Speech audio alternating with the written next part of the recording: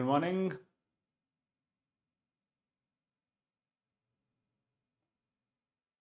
I'm audible, visible.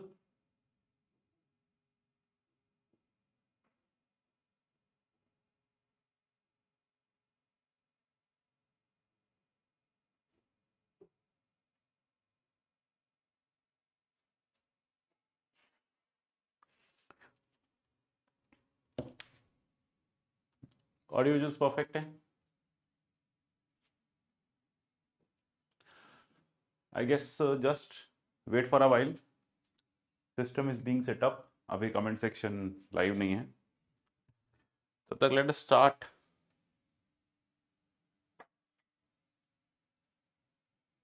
Discussing few things. Volume ठीक है? Audio.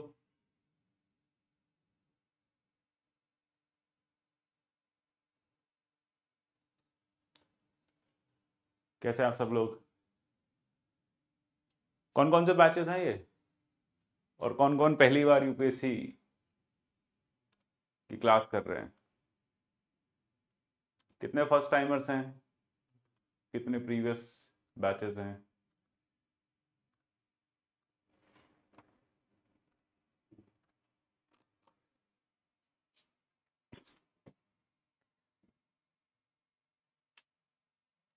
Batch is संकल्प.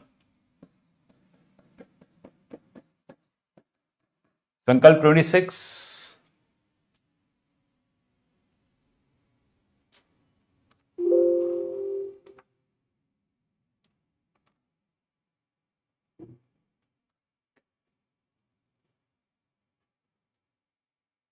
Give me a second.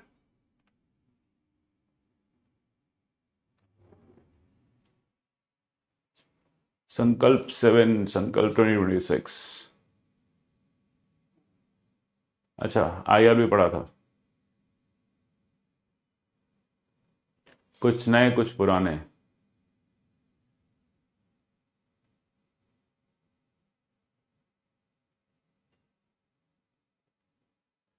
First time polity या first time UPSC class में?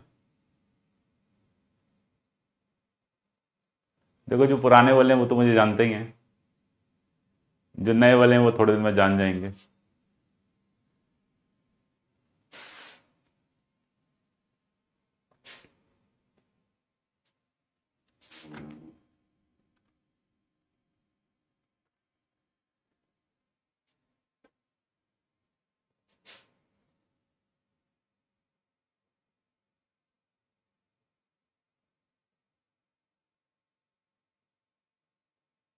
First time polity, first time UPSC, first class of UPSC ना, कुछ तो पुराने हैं.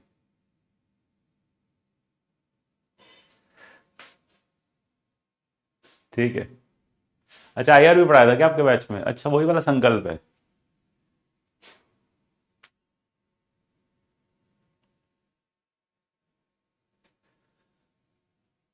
ओके. फिर तो आईआर की एक लास्ट क्लास बची है ना आपके बैच में. चलो, अच्छा है. नेक्स्ट संडे करा दूंगा मैं. नोट्स भी देने अभी आपको मैंने.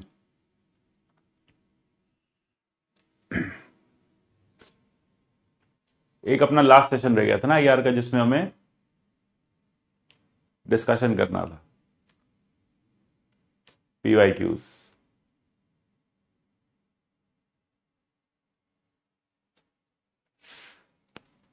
ठीक है. मेरा सर्वाइकल का पेन तो चल ही रहा है यार, मत पूछो. Subject is polity. Lecture number 01. देखो, polity happens to be one of the most simplest subject. Polity सबसे ज्यादा सिंपल सब्जेक्ट है ना.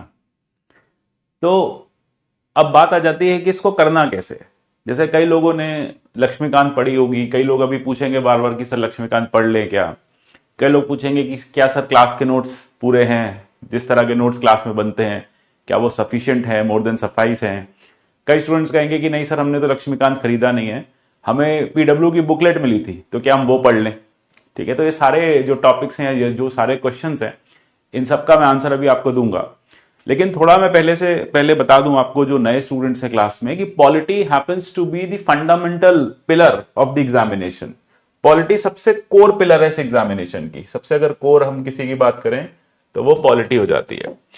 तो अगर जब आप बात करते हैं पूरे एग्जामिनेशन की, तो पॉलिटी का क्या रोल है?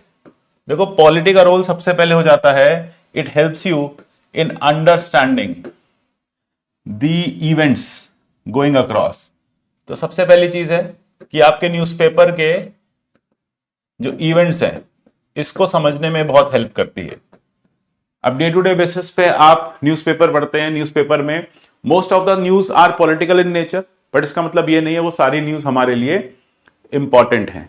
मैं यहाँ पे आपको बताऊंगा कि न्यूज़पेपर में क्या इंपॉर्टेंट है, न्यूज़पेपर को कैसे डिकोड करना है और न्यूज़पेपर को कैसे यूज करना है। जैसे डे टू डे बेसिस पे मेरी आदत है, अगर आप पहले भी पढ़े हो तो आपने देखा होगा कि मेरी हर क्लास में उस दिन तक का, अगर अर्ली मॉर्निंग क्लास है तो एक दिन पहले तक का या उस दिन तक का करंट अफेयर्स रहता है। तो पहली चीज पॉलिटी के साथ ही हो जाती है कि helps you in understanding the newspaper.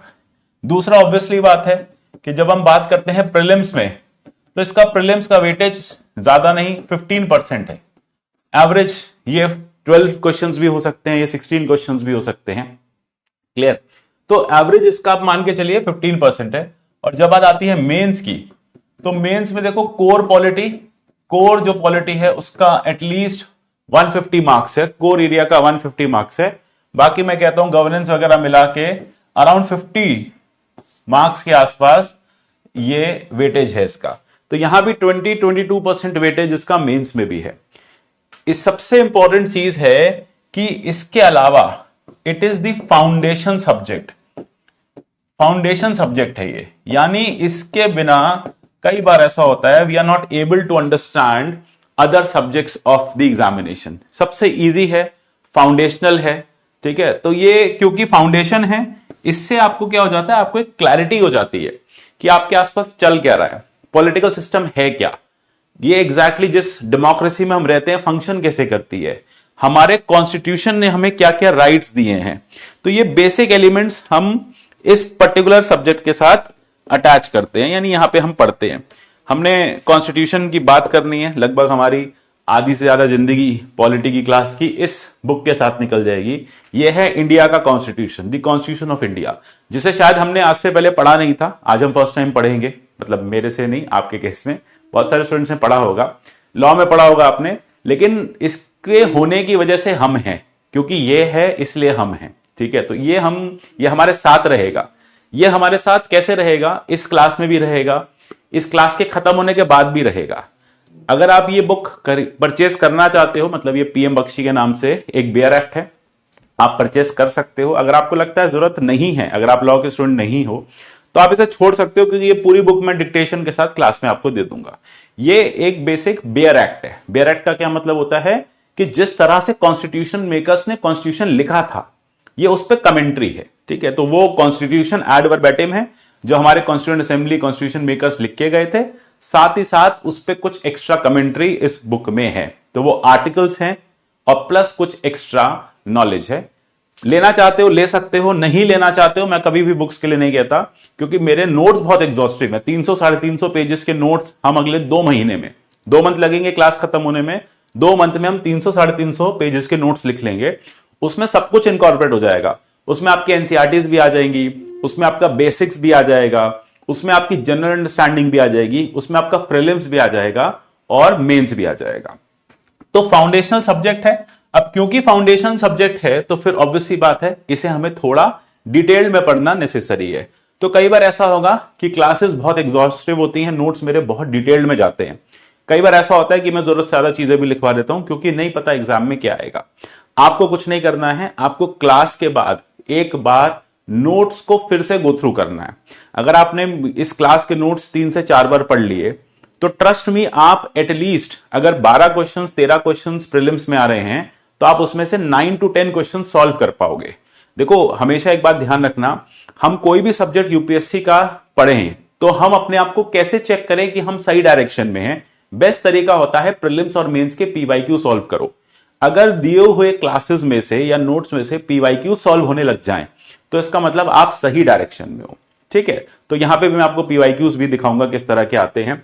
तो अल्टीमेटली क्या है, क्योंकि फाउंडेशन सब्जेक्ट है तो यहां पर हमें इस पे थोड़ा सा ज्यादा ध्यान देना पड़ेगा। थोड़ा एक इस सब्जेक्ट के साथ प्रॉब्लम आ जाती है। प्रॉब्लम यह है ये थोड़ा टेक्निकल हो जाता है, कुछ चीजें इसमें बहुत ज्यादा टेक्निकल हैं, क्योंकि देखो लॉ इन्वॉल्व है, लीगल इश्यूज इन्वॉल्व हैं, तो कई जगह टेक्निकलिटी आ जाती है। टेक्निकलिटी जो है वो कई बार कंफ्यूजन क्रिएट करती है। तो क्लास में अगर आपको कंफ्यूजन है तो आप क्लास में डाउट्स पूछो। डाउट्स मुझे क्लास में लेने में कोई दिक्कत नहीं होती, मेरी क्लास में चैट सेक्शन ओपन रहता है, ठीक है। लेकिन हाँ, चैट सेक्शन को अननेसेसरी फ्लड मत किया करो, इससे क्या होता है कुछ इंपॉर्टेंट डाउट जो हैं वो चले जाते हैं। तो इस बात पे मैं डांटता भी हूं, तो ये मेरी आदत भी है कि 2 दिन मेरी अगर मैं सही चल रहा है तो समझो तीसरे दिन डांट पड़ेगी अगर आपने कोई गलती करी है। तो ये पुराने बैचेस वालों से पूछ सकते हैं, इसलिए मैंने कहा जो मुझे नहीं जानते वो थोड़े दिन में जान जाएंगे। नेक्स्ट आ जाता है कुछ चीजें फैक्चुअल हैं। देखो फैक्ट्स पे हम कोशिश यहां करेंगे कि हम फैक्ट्स को क्लास में ही रट लें, लेकिन यहां पे आपको भी कुछ एक्स्ट्रा एफर्ट्स डालने होंगे उन फैक्ट्स को रटने के। और देखो पॉलिटी के फैक्ट्स के साथ बेस्ट पार्ट क्या है कि पॉलिटी के फैक्ट्स मतलब फैक्ट्स तो किसी भी चीज के नहीं बदलते, लेकिन पॉलिटी के तो बिल्कुल नहीं बदलते। तो अब यहां पर यह हो जाता है कि आपने एक बार फैक्ट्स को कर लिया, फैक्ट्स को आप नोट्स में से कर सकते हो, फैक्ट्स को आप पीडब्ल्यू की बुक में से कर सकते हो, या फैक्ट्स को आप लक्ष्मीकांत में से कर सकते हो, ठीक है। देखो आपको इनमें से 2 ही सोर्सेज उठाने हैं। अब वो 2 सोर्स ये हो सकते हैं ऑर्डर में अगर आप मुझसे पूछो, और अगर आप ये नहीं करना चाहते तब आप इसको करो। लेकिन अगर आप इन दोनों का कॉम्बिनेशन बना लो, 1+2 का कॉम्बिनेशन बना लो, तो आई गेस इसके बाहर एग्जाम में कुछ नहीं आएगा, ठीक है। इसके बाहर एग्जाम में चांसेस कम हैं कुछ आने के, तो मोस्ट ऑफ द चीजें यहां से कवर हो जाएंगी। तो अब हमने क्या देखा कि कई जगह पे टेक्निकल हो सकता है, टेक्निकल में कंफ्यूजन होगी, क्लास में पूछ लेना। कई जगह पे फैक्चुअल होगा, वहां कंफ्यूजन नहीं होगी, वो रट लेना। इस तरह से क्लास के कॉम्बिनेशंस चलेंगे। अब आता है कि पॉलिटी हमें पढ़ना क्यों है, यह मैं वैसे भी बता ही चुका हूं, पॉलिटी हमें पढ़ना क्यों है। नेक्स्ट आ जाता है कि इस क्लास को हम किस तरह से कवर करेंगे। देखो हो सकता है आप में से कई स्टूडेंट्स पहले से लक्ष्मीकांत पढ़ के बैठे हो, आपने लक्ष्मीकांत पढ़ा होगा। लक्ष्मीकांत बुक है इंडियन पॉलिटी की, 7th एडिशन इस समय मार्केट में है। अगर आप परचेस करना चाहते हो तो 7th एडिशन ही परचेस करना। अगर आपके पास पुराना 6th एडिशन है तब आप 7th फ्रेश मत परचेस करना। आप जो एडिशन हुआ है मतलब न्यू एडिशन में जो एडिशनल चीजें आई हैं उसकी फोटोकॉपी करा के रख लेना, ठीक है। या फिर अपनी पीडब्ल्यू की बुक आपके पास है, वो आ गई है, तो that is more than enough. देखो मैंने आपको यहां पे 3 बातें बताई हैं, नोट्स, पीडब्ल्यू बुक, लक्ष्मीकांत। अब ये आपके ऊपर है, आपके ऊपर है आप क्या करना चाहते हो। देखो ये तो मस्ट है। ये मस्ट क्यों है? क्योंकि ये एग्जॉस्टिव है, क्योंकि हमने क्लास में लिखे हैं। तो जब हमने अपनी ही राइटिंग से अपनी ही डिक्टेशन सुन के कुछ लिखा है तो ये हमें रिकॉल करना और उसको रिवाइज करना आसान है, पहला। दूसरा, इन नोट्स का बेनिफिट ये है कि मैंने नोट्स को सिंप्लीफाई किया हुआ है। मतलब मैंने बहुत सारी बुक्स पढ़ी और उसमें से जो सिंपलेस्ट फॉर्म ऑफ डेफिनेशन थी वो मैंने आपको दे दी। तो अब आपकी ना टेक्निकलिटी वाली प्रॉब्लम खत्म हो गई। अब आपको किताबों में घुसने की जरूरत नहीं पड़ेगी। तो इसको तो आप फर्स्ट प्रायोरिटी दो, क्लास के नोट्स को आप फर्स्ट प्रायोरिटी दो। सेकंड प्रायोरिटी आप अपने एपिटाइट के हिसाब से फिक्स कर सकते हो, आपके ऊपर है। मैं ये नहीं कहूंगा कि लक्ष्मीकांत जरूर पढ़ो, मैं ये भी नहीं कहूंगा कि लक्ष्मीकांत मत पढ़ो। ये आपके एपिटाइट के ऊपर है कि आप में कितना एक्स्ट्रा एपिटाइट है। आप नोट्स के बाद लक्ष्मीकांत पढ़ना या नोट्स के बाद पीडब्ल्यू की बुक पढ़ना, उससे होगा क्या? उससे एक तो आपके बुक या जो भी आपके पीडब्ल्यू की बुक ले रहे हो, लक्ष्मीकांत ले रहे हो, वो इजीली कवर हो जाएगी। देखो जब भी हम क्लास के बाद वो चैप्टर बुक में से पढ़ेंगे तो हमारे लिए वो चैप्टर केक वॉक हो जाएगा। हो सकता है क्लास से पहले हमने वो चैप्टर पढ़ा, हमें उस चैप्टर को समझने में 4 घंटे लगे, लेकिन जब हम क्लास के बाद उस चैप्टर पे जंप करेंगे तो वो हमारा 1/4 या हाफ टाइम में कवर हो जाएगा, ठीक है। तो इस तरह से ये आपका ऑर्डर होना चाहिए। अब ये आपका एपेटाइट है, आप तीनों पढ़ना चाहते हो तो तीनों पढ़ सकते हो, आप 2 पढ़ो तो मतलब वो आपके ऊपर है। मैं इसमें मेरा कोई हार्ड एंड फास्ट रूल नहीं है। पीडब्ल्यू की जो अपनी बुक है वो भी एक तरह से लक्ष्मीकांत की ही कॉपी है और लक्ष्मीकांत की कंडेंस्ड फॉर्म है। आप उसे उठा सकते हो, आपको लगता है वो सही है, आपके लिए बेनिफिशियल है, आपके पास प्रिंट आउट आ चुका है, आपको लगता है नहीं मुझे 800 रुपए की बुक नहीं लेनी है, क्योंकि देखो बात यहां 800 1000 रुपए की नहीं है, बात है बर्डन इकट्ठा करने की। The more books you have on your study table the more burden you feel, and UPSC is not about taking a lot of burden, it is about taking the right strategy and resolving that burden. तो अब आप बहुत ज्यादा किताबें खरीद के रख दोगे तो फिर वो भी एक ना दिमाग में पैनिक करती रहती कि यार बुक रखी है पढ़नी है, बुक रखी है पढ़नी है, बिना पढ़े भी काम चल जाएगा, ठीक है। लेकिन हाँ, नोट्स या एक सोर्स, अब ये आप अपना डिसाइड करो। नेक्स्ट आ जाता है, मैं इस बात पे आ रहा था कि जैसे अब आपने लक्ष्मीकांत उठाई, आपके पास लक्ष्मीकांत है, लक्ष्मीकांत का एक चैप्टर 1 है, ठीक है, लक्ष्मीकांत का चैप्टर 1 है जिसमें हम कहते हैं हिस्टोरिकल अंडरपिनिंग्स, उस चैप्टर का नाम। अब कई बार स्टूडेंट्स, जैसे मैं पहली क्लास जब स्टार्ट करता हूं, अभी जो आपकी 2 दिन क्लास चलेगी वो आपकी एक तरह से बेस बिल्डिंग क्लास चलेगी, उसमें मैं आपको बहुत सारे कॉन्सेप्ट्स बताऊंगा जो जगह जगह बार बार यूज होते हैं। ये पहली 2 क्लासेस प्रीलिम्स और मेंस के लिए इंपॉर्टेंट है ना, वैसे तो पूरी बैच ही इंपॉर्टेंट है, लेकिन यहां पर लक्ष्मीकांत के पहले चैप्टर से कोई लेना देना नहीं होगा। अब होता क्या है कि जब मैं पहली क्लास शुरू करता हूं तो स्टूडेंट्स, क्योंकि पहले दिन कई बार पहली बार पॉलिटी पढ़ रहे होते हैं, तो उनको पॉलिटी थोड़ी सी टफ लगती है, टेक्निकल लगती है, तो आपको टफ लगे टेक्निकल लगे आप डाउट रेस करो। दूसरा, स्टूडेंट्स बार बार कहते हैं कि सर लक्ष्मीकांत का पहला चैप्टर तो नहीं पढ़ा रहे आप लक्ष्मीकांत में दिया हुआ कुछ भी नहीं पढ़ा रहे। तो मैं हमेशा यही कहता हूं कि लक्ष्मीकांत में दिया हुआ पढ़ना ही था तो फिर बैच लेने की जरूरत ही क्या थी भाई। सब कुछ अगर लक्ष्मीकांत में ही आके जो लक्ष्मीकांत में लिखा है मैं वही पढ़ा दूंगा तो आप कहोगे अरे सर ने तो लक्ष्मीकांत वाला पढ़ा दिया, एक्स्ट्रा चीजें तो कुछ दी नहीं है। क्योंकि अगर आप एग्जाम देखोगे तो एग्जाम में काफी एनालिटिकल क्वेश्चंस आते हैं, कुछ ऐसे टॉपिक्स आते हैं जो लक्ष्मीकांत में दिए ही नहीं हुए, लक्ष्मीकांत ने कभी उन टॉपिक्स को डिस्कस ही नहीं किया। तो लक्ष्मीकांत सिलेबस नहीं है। स्टूडेंट्स ये सोचते हैं कि जो लक्ष्मीकांत है वो सिलेबस है, लक्ष्मीकांत सिलेबस नहीं है। लक्ष्मीकांत ने सिलेबस की आउटलाइन के हिसाब से बुक लिखी है, तो लक्ष्मीकांत के अकॉर्डिंग हम नहीं चलेंगे।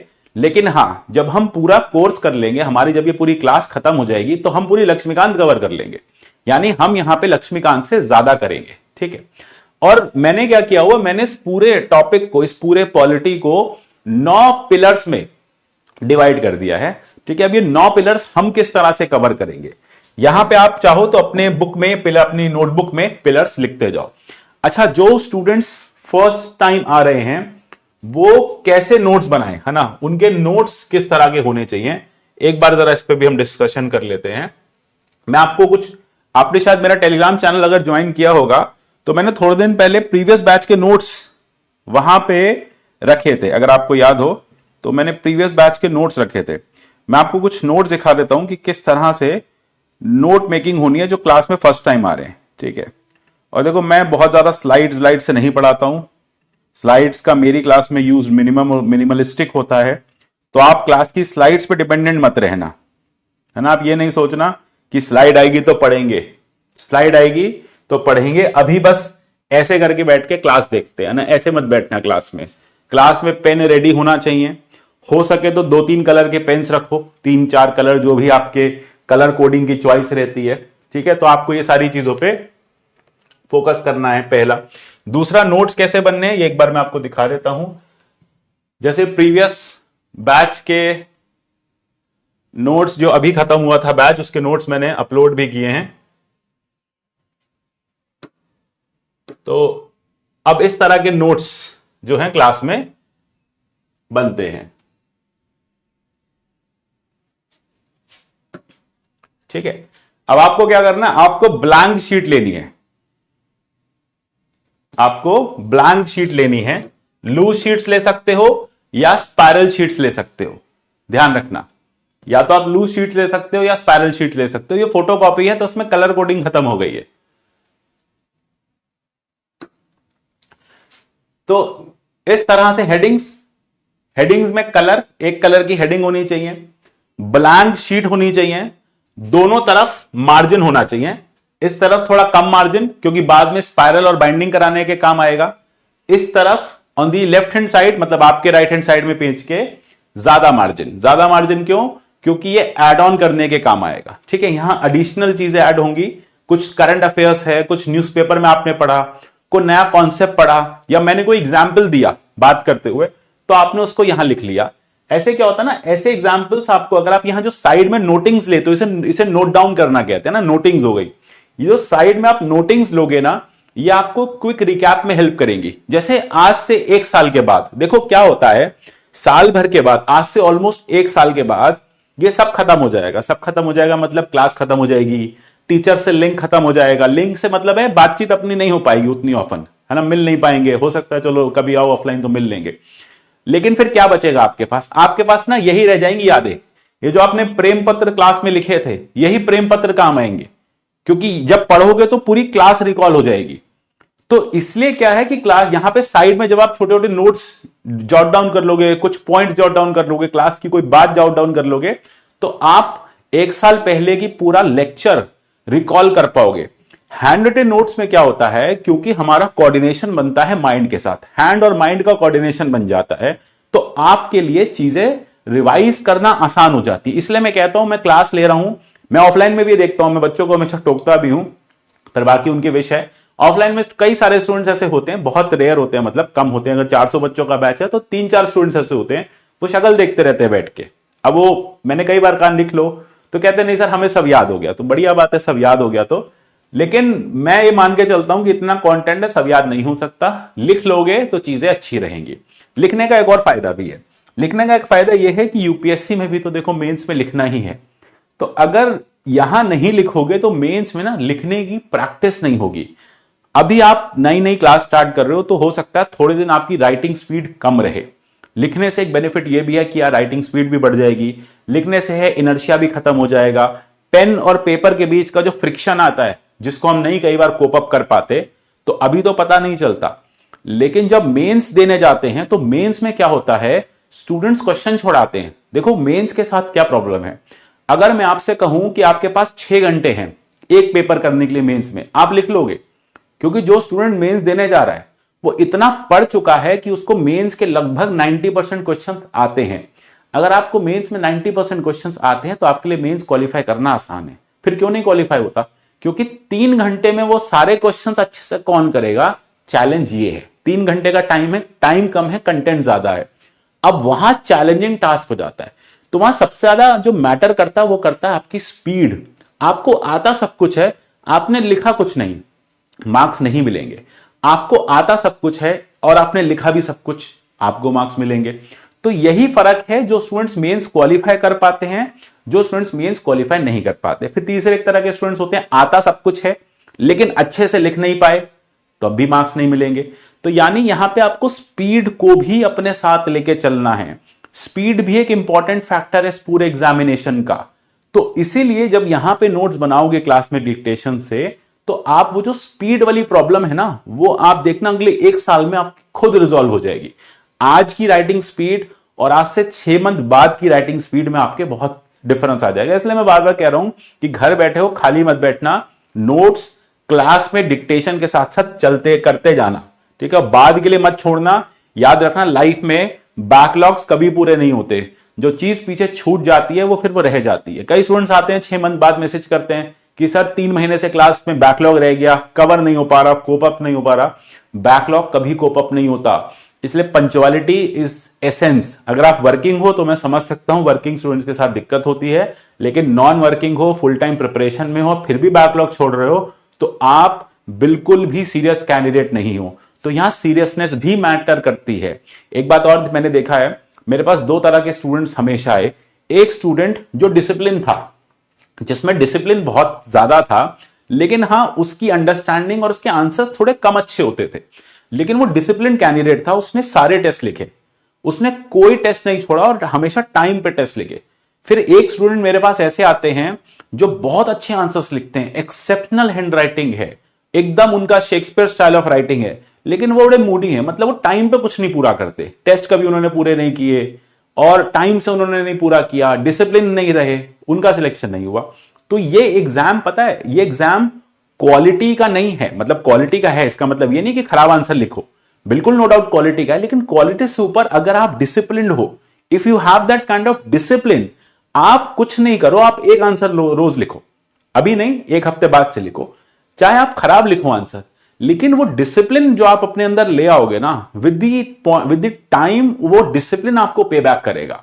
तो यहां ध्यान रखना कि डिसिप्लिन स्टूडेंट के विनिंग चांसेस ज्यादा हैं रादर देन एक बहुत क्लेवर, बहुत इंटेलिजेंट नॉन डिसिप्लिन स्टूडेंट के। वही वाली बात हो गई कि रैबिट वर्सेस टोर्टॉइस वाली जो कहानी है कि एक चल रहा है, हल्के चल रहा है, स्लो स्पीड से चल रहा है, लेकिन वो चल रहा है डिसिप्लिन। एक देख रहा है कि अरे यार अभी तो बहुत टाइम है, आंसर तो लिख ही लेंगे, आज परफेक्ट आंसर नहीं बन पा रहा। कई बार स्टूडेंट्स, मैंने पूछता हूं अरे टेस्ट नहीं लिखने आए, क्या हुआ? कह रहे सर बहुत पढ़े लेकिन ना परफेक्ट आंसर नहीं बना। क्या है परफेक्ट आंसर? ये बात यूपीएससी को भी नहीं पता। कुछ परफेक्शन नहीं है यहां पर, किसी को नहीं पता क्या परफेक्ट है। परफेक्ट यानी जो क्वेश्चन में पूछा है आपने वो बता दिया, एक स्ट्रक्चर में बता दिया और इधर उधर की फालतू बात नहीं करी या कम कंटेंट नहीं लिखा, वही परफेक्ट है। तो यहां परफेक्शन ढूंढने मत जाना। 90% स्टूडेंट्स तो परफेक्शन में मर जाते हैं कि अरे परफेक्ट नहीं हो रहा, वो काम परफेक्ट नहीं हो रहा, ये काम परफेक्ट नहीं हो रहा। परफेक्शन है ही नहीं कुछ। यूपीएससी ने कोई डेफिनेशन ही नहीं दी किस तरह के आंसर्स लिखने, ना यूपीएससी ने आज तक कोई मॉडल आंसर्स दिए हैं।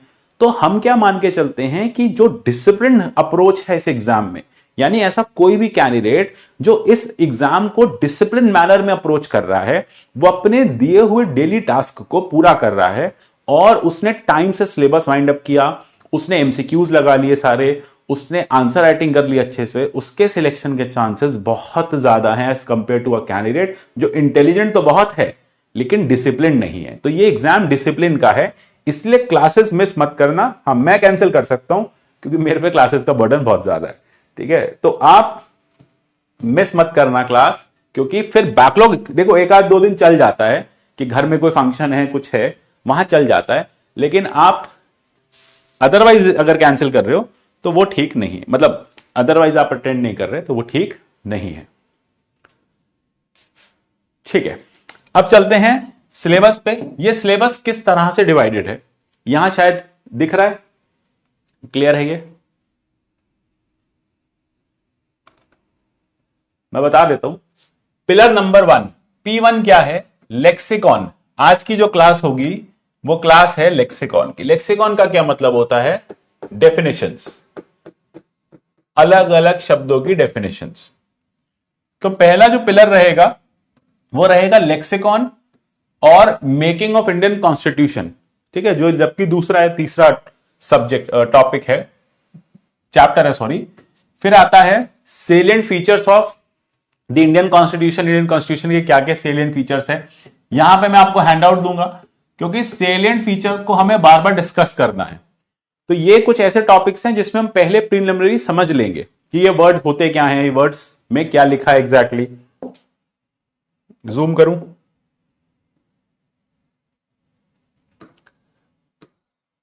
ठीक है, अब दिख रहा है। तो लेक्सिकॉन हो गया, मेकिंग ऑफ इंडियन कॉन्स्टिट्यूशन, फिर हो गया सेलिएंट फीचर्स, फिर आ गया preamble to the constitution, pillar number 1, फिर आएगा बेसिक स्ट्रक्चर डॉक्ट्राइन, ये सब आएगा पिलर नंबर 1 में। नेक्स्ट आएगा पिलर नंबर 2। पिलर नंबर 2 जो है वो सबसे लंबा पिलर चलेगा, लगभग हमारी 12 to 15 क्लासेस पिलर नंबर 2 में निकल जाएंगी। पिलर नंबर 2 में क्या क्या आएगा? पिलर नंबर 2 में फंडामेंटल राइट्स आएंगे, डायरेक्टिव प्रिंसिपल्स आएंगे, फंडामेंटल ड्यूटीज आएंगे। अब ये अपने आप में सबसे लंबा टॉपिक है, क्यों? क्योंकि यहां पे केस लॉज बहुत ज्यादा है, हमें बहुत ज्यादा केस लॉज यहां पे करने हैं, तो केस लॉज यहां पे ज्यादा है। फिर आएगा पिलर नंबर 3, यहां एग्जीक्यूटिव, यूनियन और स्टेट, यानी council of ministers, prime ministers, president, यानी जो हमारी एक्चुअल पार्लियामेंट है वो हम यहां से करते हैं। नेक्स्ट उसके बाद आएगा pillar number 4, parliamentary federal setup, ठीक है? पार्लियामेंट फेडरल सेटअप आएगा, पार्लियामेंट्री सिस्टम पढ़ेंगे, union legislature, state legislature, bill का प्रोसेस, ये सब हम यहां से पढ़ लेंगे। फिर उसके बाद आएगा जुडिशरी। तो जैसे जैसे आप देखोगे आगे चलते जाएंगे ना, पिलर छोटे होते जाएंगे। पिलर 1 थोड़ा कम छोटा है, बड़ा है, पिलर 2 सबसे लेंदी है, पिलर 3 उससे कम लेंदी है, पिलर 4, पिलर 5 4 दिन 3 दिन लगेंगे। तो इस तरह से फिर चलेंगे पिलर नंबर 6 पे। पिलर नंबर 6 होगा फेडरलिज्म। तो फेडरलिज्म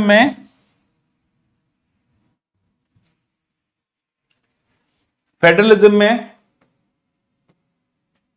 आर्टिकल 1 से आर्टिकल 3 से शुरू करेंगे। अब जैसे आप कहोगे कि अरे सर पहले आर्टिकल 1 नहीं कराया, तो आर्टिकल 1 अभी करके करेंगे क्या? आर्टिकल 1 तो फेडरलिज्म का पार्ट है, तो शुरू में पढ़ेंगे फिर आगे फेडरलिज्म पढ़ेंगे, तो इंटरलिंक नहीं कर पाएंगे। तो देखो कॉन्स्टिट्यूशन मेकर्स ने कॉन्स्टिट्यूशन को एक स्कीम के हिसाब से लिखा है कि सबसे पहले स्टेट बनेगा, फिर स्टेट के लोगों को सिटीजनशिप दिया जाएगा, फिर सिटीजनशिप के बाद लोगों को राइट्स दिए जाएंगे। तो इस तरह से उन्होंने कॉन्स्टिट्यूशन लिखा है। फिर लास्ट में उन्होंने स्टेट्स की पावर दी है। तो हम लेकिन क्या करेंगे, हम फेडरलिज्म वाले जो टॉपिक्स हैं वो सब एक साथ पढ़ेंगे, ठीक है, वो हम सब एक साथ पढ़ेंगे। तो शुरू में ये नहीं कहना बार बार कि 1 2 3 रह गया, 5 6 7 8 रह गया, पढ़ेंगे सब, छूटेगा कुछ नहीं, रहेगा कुछ नहीं। फिर आएंगे इलेक्शंस। इलेक्शंस अपने आप में एक पिलर है, एक लेंथी टॉपिक है इलेक्शंस। इलेक्शंस हो गया, इलेक्शंस में रिप्रेजेंटेशन ऑफ पीपल्स एक्ट है, रिप्रेजेंटेशन ऑफ पीपल एक्ट 1950-51 दोनों पढ़ेंगे, क्लियर। फिर सिटीजनशिप, करंट इश्यू सिटीजनशिप के, अमेंडमेंट प्रोसीजर, लास्ट में आएगा आपका historical background, comparison of constitutions, और साथ साथ आपकी schedules, official language, constitutional non constitutional bodies. एक बात ध्यान रखना, कॉन्स्टिट्यूशनल बॉडीज हम साथ साथ भी करते चलेंगे। कुछ कॉन्स्टिट्यूशनल बॉडीज जो हैं वो इन पिलर्स में कवर हो जाएंगी, कुछ कॉन्स्टिट्यूशनल बॉडीज जो हैं वो लास्ट में करी जाएंगी, जिनका इससे कोई रिलेशन नहीं है।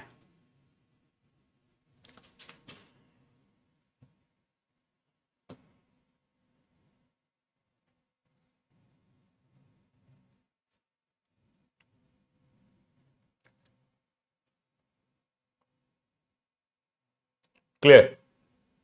Just a minute.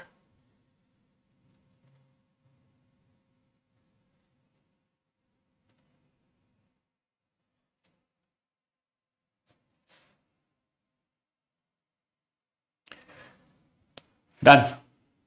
Panchayati Raj federalism का पार्ट है, उसी में पढ़ेंगे पंचायती राज, अर्बन लोकल बॉडीज, ठीक है।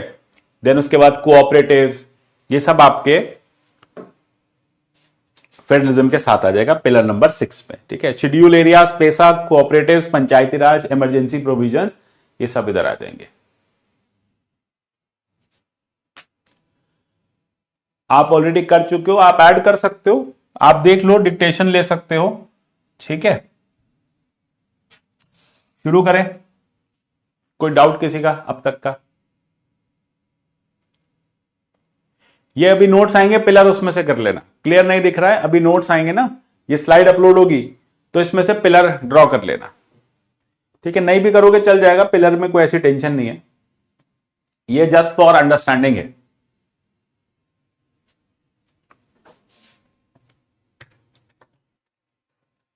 क्लासेस आपकी लगभग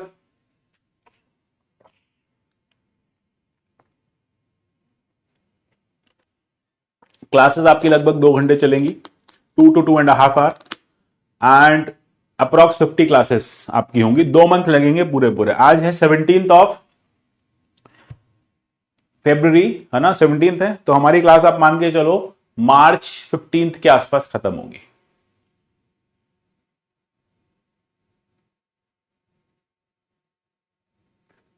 क्लियर? टाइमिंग्स अभी कोई स्लॉट अवेलेबल नहीं था शायद, ये भी कैसे रहेगा, उसके बाद 11 बजे हो जाएगी। जो डेली हैंडआउट्स आएंगे क्लास नोट्स के, वो इसी में से आएंगे। सिनॉप्सिस क्या बनाओगे? जब पूरी डिक्टेशन करोगे क्लास नोट्स के बाद थोड़ी सिनॉप्सिस बनाओगे। सुभाष सी कश्यप की बुक काफी पुरानी हो गई है, जरूरत नहीं है, नोट्स में इंक्लूडेड है। नोटबुक में नहीं, क्योंकि नोटबुक में आपके पास एक्सपेंशन का स्कोप नहीं होगा।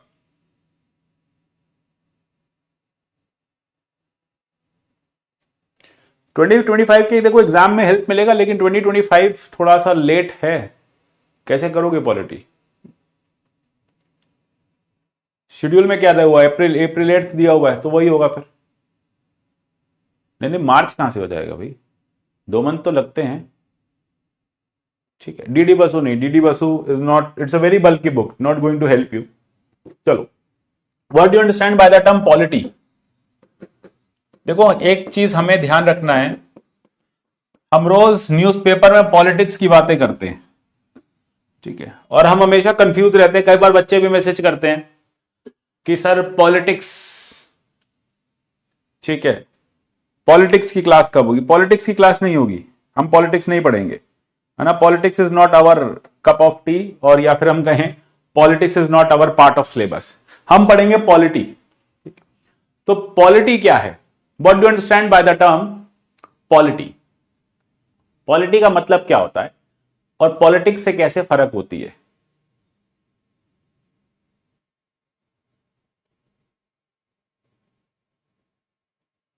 सत्ताईस वाले भी करते जाओ, बस नोट्स लिखते जाओ, बीच बीच में बताता जाऊंगा।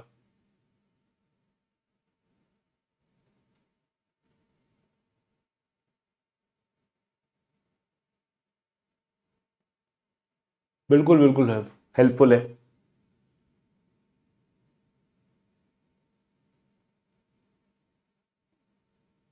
ठीक है, देखो पॉलिटी के केस में क्या होगा, पॉलिटी हमेशा एक ऑर्गेनाइजेशनल स्ट्रक्चर होता है। It is an organisational structure. Clear, ये क्या रहता है, एक ऑर्गेनाइजेशनल स्ट्रक्चर होता है। और पॉलिटिक्स क्या होता है, पॉलिटिक्स होता है वर्किंग। ये एक मेथडोलॉजी होती है जिसमें गवर्नमेंट एक्टिविटीज करती है।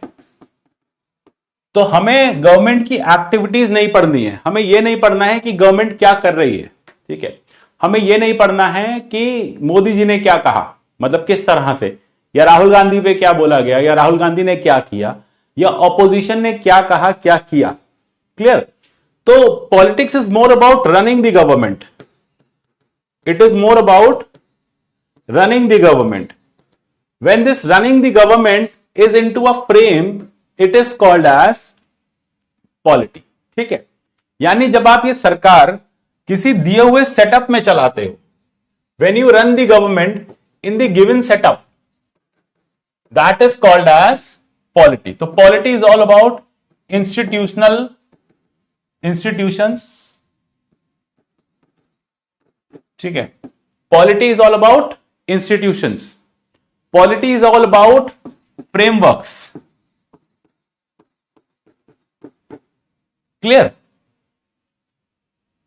Polity is all about the structures.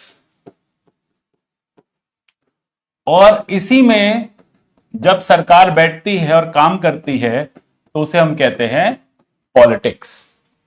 So that is called as politics. So write down, लिखो पॉलिटी, हेडिंग डालो पॉलिटी, ऐसे ही लिखो पॉलिटी, उसके आगे लिखो is an, polity is an organisational structure, organisational structure of the organizational structure of the state। ठीक है, of the state या फिर of the government of the state, आप of the state लिख लो, सही है, organizational structure of the state। Next लिखो politics। politics, it is a methodology, it is a methodology and activities it is the methodology and activities associated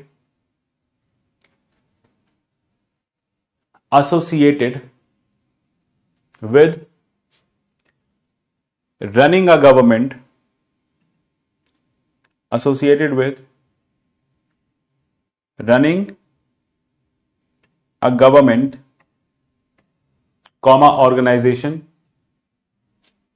comma organization or movement, और movement. ठीक है, तो हमने ये समझ लिया है कि पॉलिटी क्या है। पॉलिटी एक फ्रेमवर्क है, एक सिस्टम है, एक ग्रुप ऑफ इंस्टीट्यूशन है, इंफ्रास्ट्रक्चर है, जहां पे सरकार, जिसमें पॉलिटिक्स की जाती है। तो पॉलिटिक्स क्या है, पॉलिटिक्स एक मेथोडोलॉजी है, यानी वो एक्टिविटीज हैं जो सरकार चलाने से रिलेटेड है। This is the basic difference. ठीक है, अब आपने क्वेश्चन और पूछा हुआ है, why it is called polity and not political science. देखो पॉलिटी हमने क्या देखा, पॉलिटी बात करता है गवर्नमेंट के फ्रेमवर्क की, जबकि पॉलिटिकल साइंस क्या है? पॉलिटिकल साइंस अपने आप में एक पूरा डिसिप्लिन है। पॉलिटिकल साइंस का एक कॉन्सेप्ट या एक पिलर पॉलिटी हो सकता है या पॉलिटी होता है। पॉलिटिकल साइंस अपने आप में क्या है? पॉलिटिकल साइंस अपने आप में एक थ्योरी है जिसमें हम स्टेट के फंक्शनिंग को, जिसमें हम स्टेट की पावर्स को, जिसमें हम स्टेट के काम करने के तरीके को एनालाइज करते हैं साइंटिफिकली। यानी आप ये कह सकते हो कि पहले पॉलिटिकल साइंस आया, पॉलिटिकल साइंस ने स्टडी करी, उसने एक्सपेरिमेंट्स किए, उसने अलग अलग कॉन्सेप्ट्स को पढ़ा और फिर उसके बाद उसने एक सरकार का फ्रेमवर्क बनाया। यानी पॉलिटिकल साइंस ने डिक्टेटरशिप पढ़ी, पॉलिटिकल साइंस ने आपकी थियोक्रेसी पढ़ी, पॉलिटिकल साइंस ने आपकी डेमोक्रेसी पढ़ी और फिर उसने कहा कि दी डेमोक्रेसी बेस्ट है। तो आपने क्या किया? पॉलिटिक्स अपनी पॉलिटी में डेमोक्रेसी के फ्रेमवर्क को ले आए, पार्लियामेंट्री सिस्टम को ले आए। तो पॉलिटिकल साइंस का एक मेजर डिसिप्लिन है, ये एक बड़ा सब्जेक्ट है जिसने अलग अलग रिसर्चेस करी और फिर फाइनली एक डिसीजन दिया कि देखो पॉलिटी अगर आपको इंप्लीमेंट करनी है तो आप ये वाला कॉन्सेप्ट इंप्लीमेंट कर देना, आप डेमोक्रेसी इंप्लीमेंट कर देना, आप मार्क्सिज्म इंप्लीमेंट कर देना, ठीक है, आप लिबरलिज्म इंप्लीमेंट कर देना। क्लियर है? तो पॉलिटिकल साइंस क्या है? ये एक बड़ा डिसिप्लिन है, मेजर डिसिप्लिन है, जिसमें पॉलिटिक्स, गवर्नेंस, पावर रिलेशंस सब कुछ आ जाता है। तो पॉलिटिक्स, पावर रिलेशंस, गवर्नेंस, ये सब पॉलिटिकल साइंस का पार्ट है। तो पॉलिटिकल साइंस क्या है? डिसिप्लिन है और ये क्या है? ये उसका एक सब्जेक्ट है। अब क्लियर हो गया दोनों के बीच का डिफरेंस? डन। चलो, अब दूसरा सवाल आता है कि मैंने अभी आपसे कहा कि हम अपनी आधा जीवन, अपनी इस क्लास का आधा जीवन या पूरा जीवन इस बुक के साथ निकाल देंगे। ये बुक क्या है? The constitution of India. अब बात आती है कि व्हाट इज द कॉन्स्टिट्यूशन। पहले तो हमें यह पता होना चाहिए कि कॉन्स्टिट्यूशन क्या है। पहला क्वेश्चन आता है कि कॉन्स्टिट्यूशन है क्या। दूसरा क्वेश्चन आता है कि हमें चाहिए क्यों। हमने, जब हम अपने कॉन्स्टिट्यूशन की बात करेंगे या कॉन्स्टिट्यूशन मेकिंग की बात करेंगे तो we will see that our constitution framers have approximately, मैं फिगर एग्जैक्ट नहीं बोलूंगा, अप्रोक्सीमेटली 3 साल हमने इस बुक को बनाने में लगा दिए। मतलब 3 साल हमने इस किताब को बनाने में लगा दिए। वेस्ट किए क्या? हमें चाहिए क्यों थी ये बुक? ऐसा क्या है इस बुक में? ऐसा क्या इस बुक का कॉन्सेप्ट है कि जिसमें आपने 3 साल लगा दिए? Took 3 years to complete this book, है ना? तो यानी इसका कुछ ना कुछ तो यूटिलिटी होगी। यूटिलिटेरियनिज्म क्या कहेगा? यूटिलिटेरियनिज्म यह कहेगा कि इस किताब की कोई यूटिलिटी है, तभी तो हमने इसमें 3 साल जस्टिफाई किए। जैसे यूटिलिटी क्या है इस क्लास की? अब आप क्लास में बैठ के नोट्स ना बनाओ, मैं आपको क्लास में आके नोट्स ना लिखवाऊं, इधर वे, या तो मैं नोट्स नहीं लिखवा रहा या आप नोट्स नहीं बना रहे, तो फिर क्लास की क्या यूटिलिटी है? ठीक है, तो क्लास की तो कोई यूटिलिटी नहीं है। क्लियर? तो यूटिलिटी का मतलब यह हो जाता है कि हम किस तरह से या हमें इस बुक की जरूरत क्यों है। फिर आ जाता है इस बुक के फंक्शंस क्या हैं, इसके रोल क्या हैं और ये हमारी डे टू डे एग्जिस्टेंस से कैसे रिलेटेड है। मैंने अभी कहा था ना, मैंने भी आपसे कहा था ये बुक है तो हम हैं। आज हम क्यों इतने फ्रीडम के साथ जी रहे हैं, क्यों हमारे पास इतने बेनिफिट्स हैं, फ्रीडम्स हैं, अपॉर्चुनिटीज हैं, वो क्यों हैं, राइट्स हैं, क्योंकि ये बुक है। तो इसके हमारे डेली एग्जिस्टेंस से क्या लेना देना। अब आप कहोगे जी हमने ये बुक तो कभी नहीं पढ़ी थी, तो हमारा इसकी एग्जिस्टेंस से कोई लेना देना या इस हमारी एग्जिस्टेंस से इसका कोई लेना देना नहीं है। आपने शायद ये बुक कभी नहीं सुनी थी, यूपीएससी की प्रिपरेशन से पहले क्लास 8 क्लास 10 तक आपको पता भी नहीं होगा, लेकिन फिर भी इसने आपकी एग्जिस्टेंस को इंश्योर किया।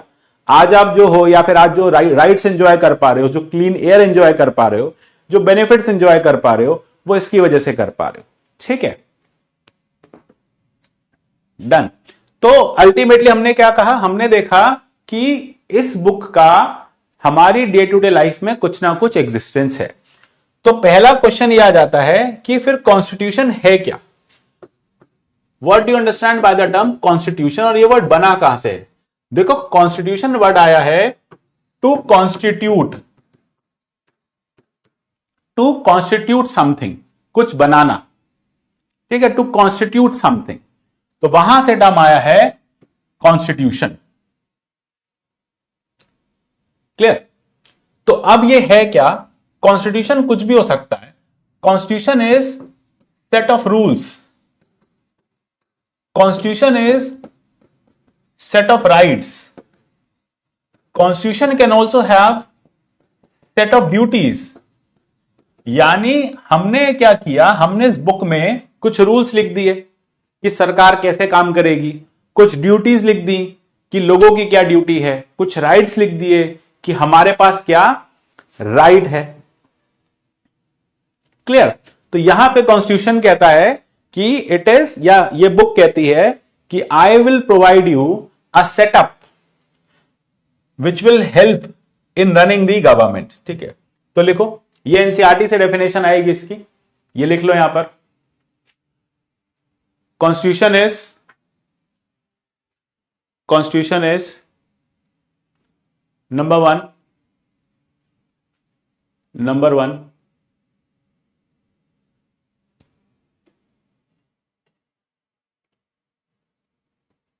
a supreme law, it is a supreme law. Number 2, a code of working, a code of working.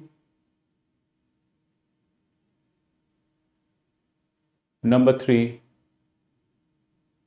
a document ensuring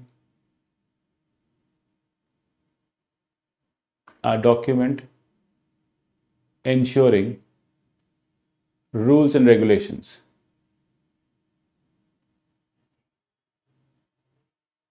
Rules and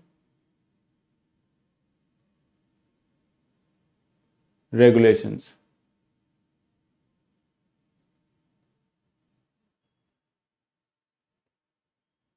ठीक है, ensuring rules and regulations. Done. Next line से लिखो, ये 3 points लिखे इसी तरह से। नेक्स्ट लिखो, it will ensure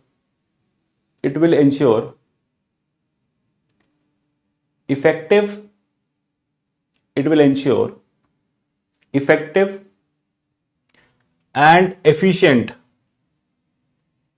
It will ensure effective and efficient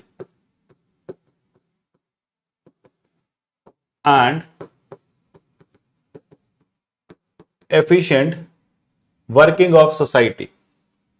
Effective and efficient working of society.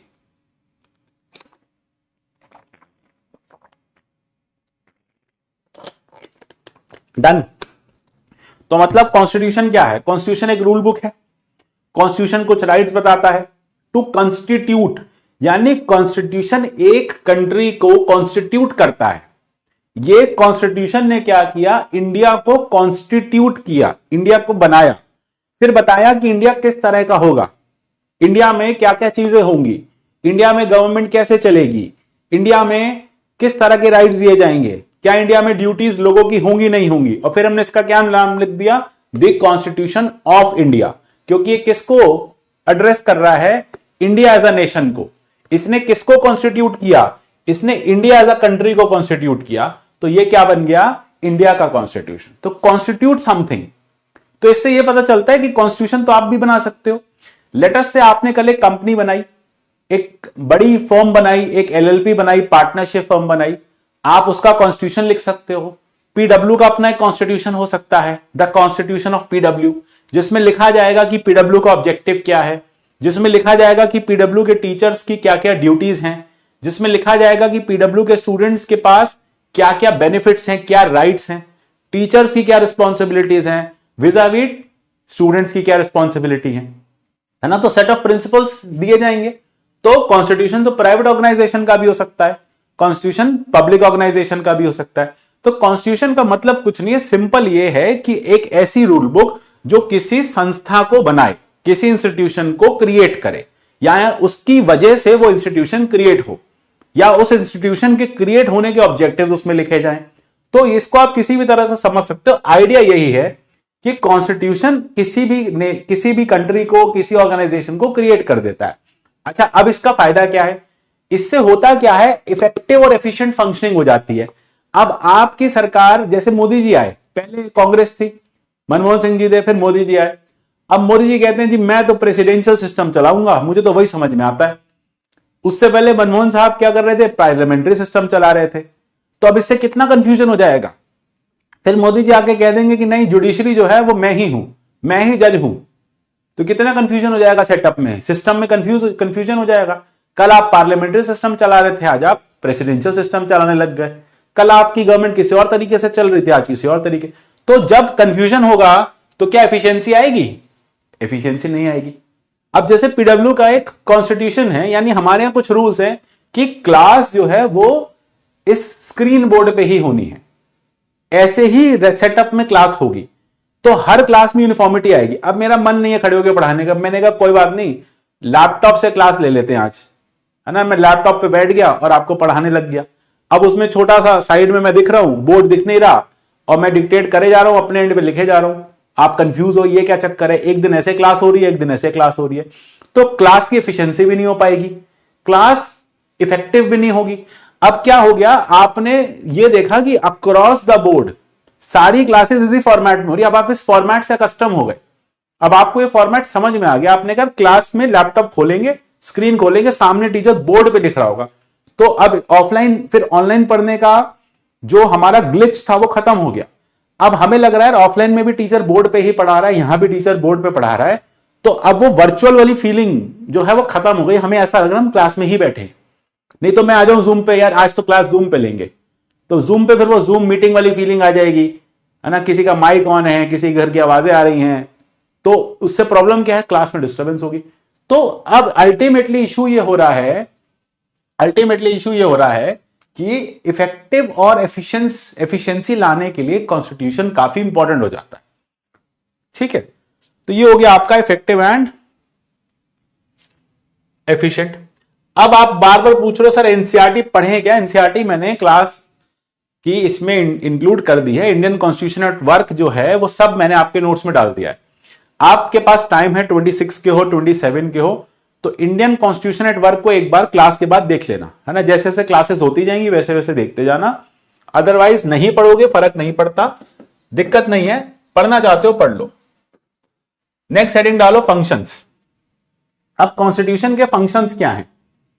Constitution के फंक्शंस क्या हैं? फंक्शंस में लिखो, number 1 provides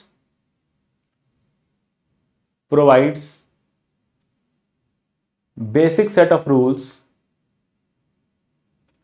provides basic set of rules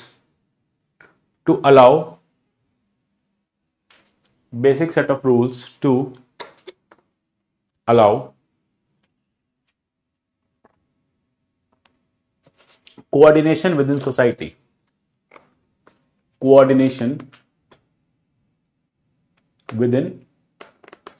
Basic set of rules to allow coordination within society. ठीक है, coordination within society. Look, this class is English because संकल्प batch में class ऐसे ही जाती है। The dictation part is in English, the rest over part is in Hindi. तो अगर pure English में तो फिर टाइटन बैच है। If you are looking for more and more English, I guess Titan batch would be helpful.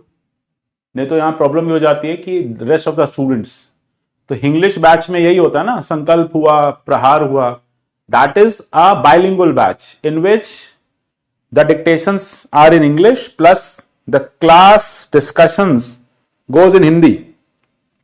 The pure English batches are Titan batches. तो though I will try my best in case if you find any Hindi word non understandable, do raise your doubt. Number 1, provides basic set of rules to allow coordination within society. Number 2, It ensures fundamental principles.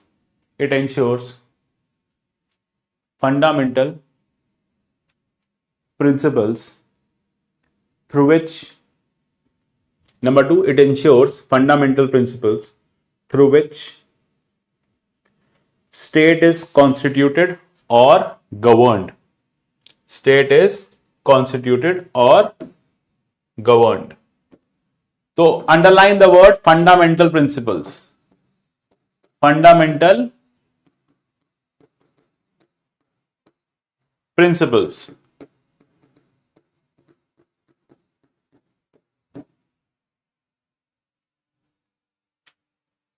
ठीक है, underline the word fundamental principles. Look, I'll discuss it with the team because pure English batches are tightened. These batches goes into a bilingual format.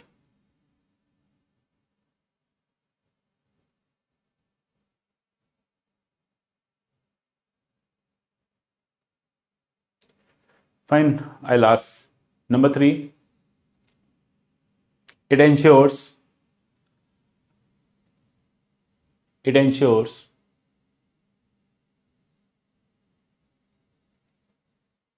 limits on the powers of government. It ensures limits on the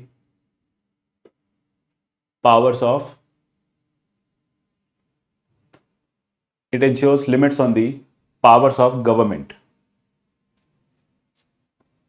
Powers of government. Now this was asked in prelims also. What we have written? हमने क्या लिखा? It ensures limits. It ensures limits, or it actually limits the powers of government. Does your government has unlimited power? क्या आपके सरकार के पास बहुत ज्यादा power है? Answer is no. It does not have unlimited power. Why? Because the power of the government is limited by this constitution. This constitution tells what power government has. Government cannot exercise any other power or the power in any other way. सरकार इसके अलावा किसी और तरीके से power exercise नहीं कर सकती है. ठीक है, तो ये कौन बताता है? कॉन्स्टिट्यूशन बताता है. Constitution setups a limited government. Whenever you will see a term called limited government or a government limited by constitution, both have the same things. एक ही बात है. Limited government or government limited by the constitution, it's one and the same thing. ठीक है, it's one and the same thing. Done. Number four enables the government. Four is enables the government to implement the aspirations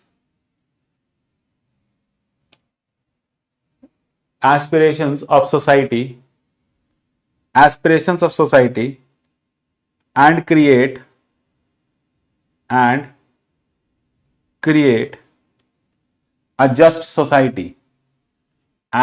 a just society ठीक है. Aspirations of society and create a just society. ठीक है, तो first point we wrote was about coordination within society. Coordination within society. अगर constitution नहीं होगा तो society में कोऑर्डिनेशन नहीं होगा. जैसे I will give you an example. Example is about right to play music. Right to play music. I have a right to play music. मेरे पास म्यूजिक चलाने का पूरा राइट है, बिल्कुल. लेकिन you also have right to stay in peace. And we are neighbours. हम लोग नेबर्स हैं. मेरे पास पूरा फुल वॉल्यूम पे म्यूजिक चलाने का राइट है. आपके पास पीस में रहने का राइट है. अब मेरे को कॉन्स्टिट्यूशन ने बताया कि देखो किसी और का भी राइट है, आपका अकेले का राइट नहीं है, और आपको भी कॉन्स्टिट्यूशन ने बताया किसी और का भी राइट है। तो that means I can play music till that decibel, मैं उतनी वॉल्यूम में म्यूजिक प्ले कर सकता हूं जो आपको प्रॉब्लम ना करे। तो कोऑर्डिनेशन हो गया हमारा, मेरा राइट आपका राइट क्लैश नहीं किया। कॉन्स्टिट्यूशन ने इंश्योर किया कि हर कोई अपने राइट्स को एंजॉय कर रहा है। तो इससे क्या होता है, हमने क्या देखा, कोऑर्डिनेशन हो गया, सोसाइटी में कोऑर्डिनेशन हो गया। अच्छा, at the same time government also knows what kind of laws it is going to made. Government laws को अकॉर्डिंगली बनाएगी। अब कल गवर्नमेंट उठ के कहे कि जी म्यूजिक, मोदी जी कहे मुझे म्यूजिक सुनना पसंद नहीं, आई डोंट लाइक म्यूजिक, तो या आई ओनली लाइक म्यूजिक, तो स्कूल में भी म्यूजिक चलेगा, हर जगह म्यूजिक चलेगा, तो गलत है ना। तो गवर्नमेंट को भी पता होता है इससे कि उनको कौन से लॉज नहीं बनाने हैं। तो इससे क्या हो जाता है, कोऑर्डिनेशन हो जाता है सोसाइटी में। फिर हमने लिखा कि कॉन्स्टिट्यूशन क्या करता है, लास्ट पे हमने लिखा कि कॉन्स्टिट्यूशन एक जस्ट सोसाइटी बनाता है। Just society means society which is good for everyone. इसे अंडरलाइन कर लेना, underline the term just society. Just society means any society which ensures welfare of everyone, सबका साथ, सबका विकास, सबका भला। So that is called as the idea of just society. Done. So these are the functions of just society.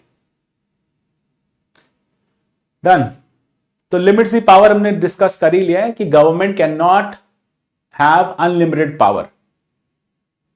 Yes exactly, North Korea, जैसे North Korea has 14 kinds of hair cuts, you can not have a 15th kind of hair cut. North Korea ने अपने hair cuts fix कर रखे हैं कि आपको ऐसे ही hair cut कराना है, और किम जोंग जैसा हेयर कट तो कोई नहीं करा सकता। किसी ने किम जोंग जैसा हेयर कट कराया तो बस फिर उसकी छुट्टी।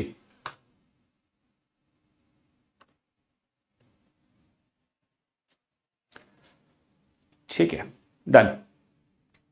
नेक्स्ट लिखो। Next heading is evolution of constitution. ये हम डिस्कस कर ही चुके हैं। Can private institutions have constitutions? Answer is yes, even the private institutions can have constitutions. Next comes evolution.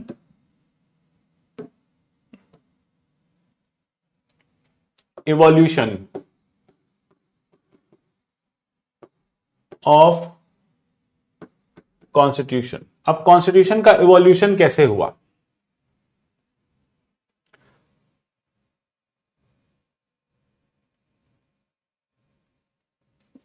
तो रिपीट, सेकेंड पॉइंट था fundamental principles which govern the state. Third point था limits the power. Fundamental principles मतलब सरकार चलाने के कुछ basic principles हैं जो सबके लिए सेम है। अब इवोल्यूशन ऑफ कॉन्स्टिट्यूशन हुआ कैसे, देखो। Before the 16th century there was no constitution actually as such. Why? Because before the 16th century there used to be monarchies. What is a monarchy? Rule of one person, monarch. Rule of one person. अब when one person rules, when the king rules, then king is law. तो फिर constitution की जरूरत क्या है? अगर आपकी country कोई किंग चला रहा है तो क्या कॉन्स्टिट्यूशन चाहिए? बिल्कुल नहीं। जो किंग कहेगा वही कॉन्स्टिट्यूशन है। किंग कहेगा आज बारिश हो रही है, आज सब पकोड़े खाएंगे, तो आज सब पकोड़े खाएंगे। किंग कहेगा आज there is too much of sunny day, let us completely shut down the country, आज सबकी छुट्टी। ठीक है। तो 16th century से पहले क्या होता था कि सारी जो पावर्स थी वो किंग के पास थी, लोगों के पास तो कोई पावर थी नहीं। तो जैसा किंग चाहते थे वैसा ही होता था। तो इसको हम कहते हैं रेक्स इज लेक्स, अभी पढ़ेंगे। किंग ही लॉ है, जैसा राजा वैसा उसका शासन या वैसा उसका सिस्टम। तो अकॉर्डिंगली ये बड़ी प्रॉब्लमैटिक सिनेरियो हो जाता है। फिर हुआ क्या? After this people started demanding their rights. लोग अपने राइट्स डिमांड करने लग गए। इसके बाद लोगों ने क्या कहा कि वी नीड सर्टेन राइट्स, हमें कुछ राइट्स चाहिए। ठीक है, हमें कुछ बेसिक प्रिंसिपल्स चाहिए ऑफ रूल, हमें कुछ बेसिक सेटअप चाहिए। और लोगों ने क्या किया? लोगों ने एक सोशल कॉन्ट्रैक्ट किया। What is this social contract? This is a social contract, ये भी एक सोशल कॉन्ट्रैक्ट है। आपने अपने आप को गवर्न करने का राइट इसको दे दिया है। Let us say you are playing music in a very loud volume. आप कहोगे कि मुझे नहीं पता कौन सा कॉन्स्टिट्यूशन है, मेरे दादा ने साइन किया होगा, मैंने तो नहीं किया। भाई मुझे तो पता ही नहीं था, व्हेन आई वाज बॉर्न ये तो बन चुका था। I do not adhere to this, मैं ऐसे नहीं मानता। नहीं, this is a social contract which you have given to this book. जैसे अब आपके पास क्या है, राइट टू लाइफ है, आपके पास क्या है, राइट टू लिबर्टी है। अभी जब पैदा हुए एज अ ह्यूमन तो लाइफ तो सबके पास है, ह्यूमन के पास लिबर्टी है, ह्यूमन के पास स्पीच है। These are the basic rights which differentiate us from the animals, है ना। आपकी अपनी लाइफ है, प्रोटेक्ट हो रहनी चाहिए। आपके पास लिबर्टी है, प्रोटेक्टेड रहनी चाहिए। आपके पास स्पीच है, प्रोटेक्टेड रहनी चाहिए। ये तो जब पैदा हुए थे तभी भगवान ने दे दिया था, स्पीच भी देके भेजा, ह्यूमन हो तो लिबर्टी भी दी और राइट भी और लाइफ भी दिया। अब आपको इसका प्रोटेक्शन करना है, इसका प्रोटेक्शन करना है। अब देखो जैसे आपके पास है ऐसे ही किसी और के पास भी राइट, लिबर्टी, लाइफ, लिबर्टी और स्पीच है। अब हो क्या रहा है, आपस में सब लोग लड़ रहे हैं। There is lot of anarchy in the society. Society में क्या है, हाईली एनार्की है। अब आपको अपने राइट्स प्रोटेक्ट करने हैं, सामने वाले को भी अपने राइट्स प्रोटेक्ट करने हैं। तो आप सबने क्या किया, मिलके एक सोशल कॉन्ट्रैक्ट किया और उस सोशल कॉन्ट्रैक्ट से कॉन्स्टिट्यूशन गॉट या टुक बर्थ। Getting this? तो हम सबने क्या किया, अपने अपने राइट्स जो हैं वो इस कॉन्स्टिट्यूशन को दे दिए। वो कौन से राइट्स थे? जैसे जॉन लॉक कहते हैं वो हमारे कुछ नेचुरल राइट्स थे। What are the natural rights? जो आपको नेचर ने देके भेजा है। अब ये बताओ, there is a difference between humans and animals. Difference is of speech. Tomorrow government says that human will not speak, you have to be quiet, you have to be quite.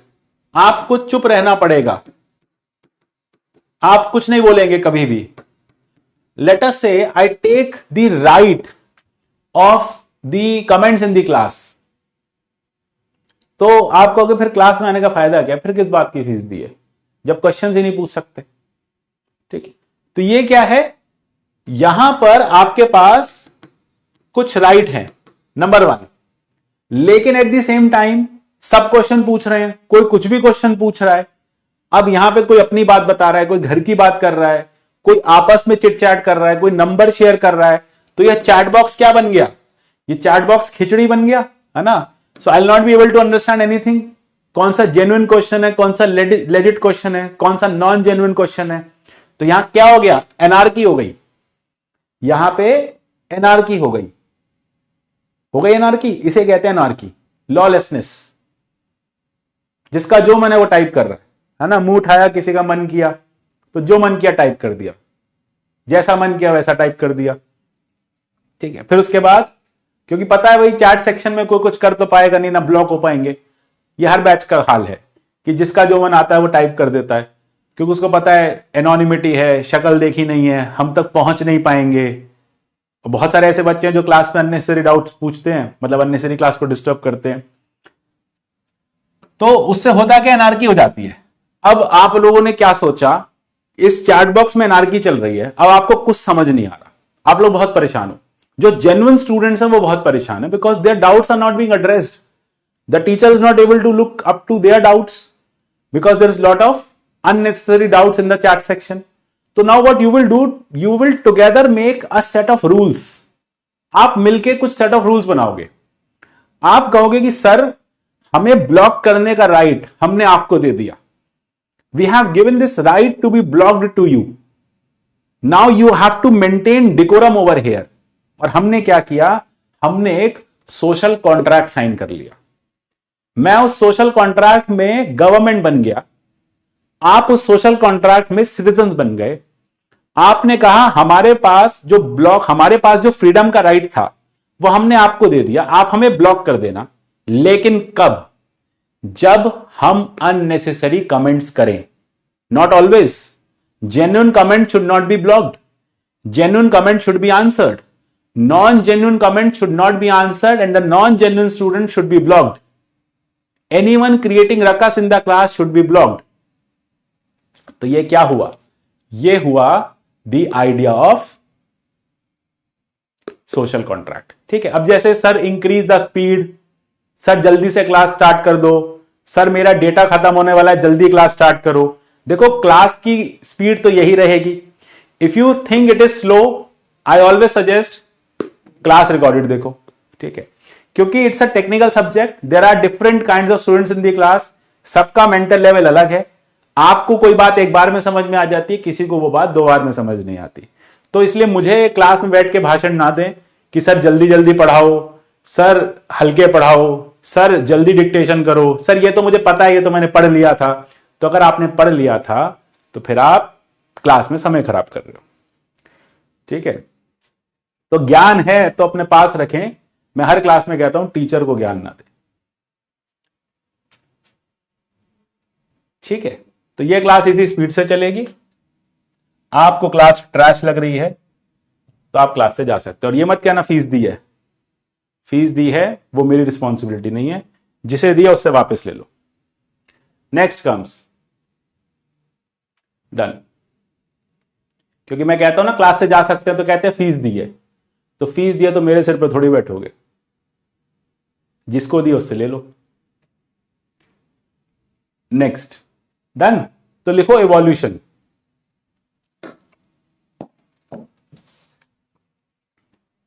देखो ये class उनके लिए है जिनको कम ज्ञान है, जिनको बहुत ज्ञान है वो क्लास में ना बैठे। Number 1 it evolve. नंबर 1 क्या लिखा था? Evolution of constitution. Heading evolution of constitution.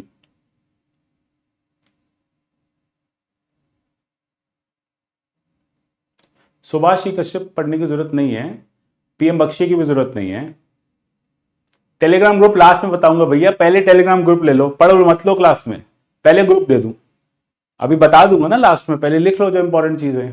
Number 1 evolution of constitution. It got evolved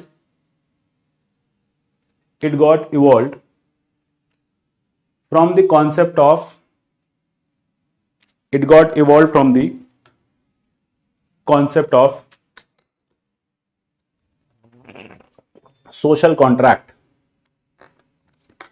evolved through the concept of social contract, which means an agreement between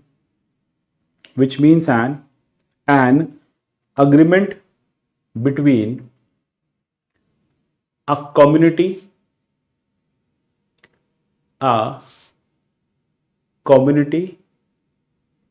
or organized society.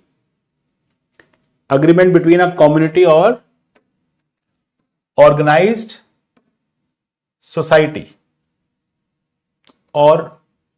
society and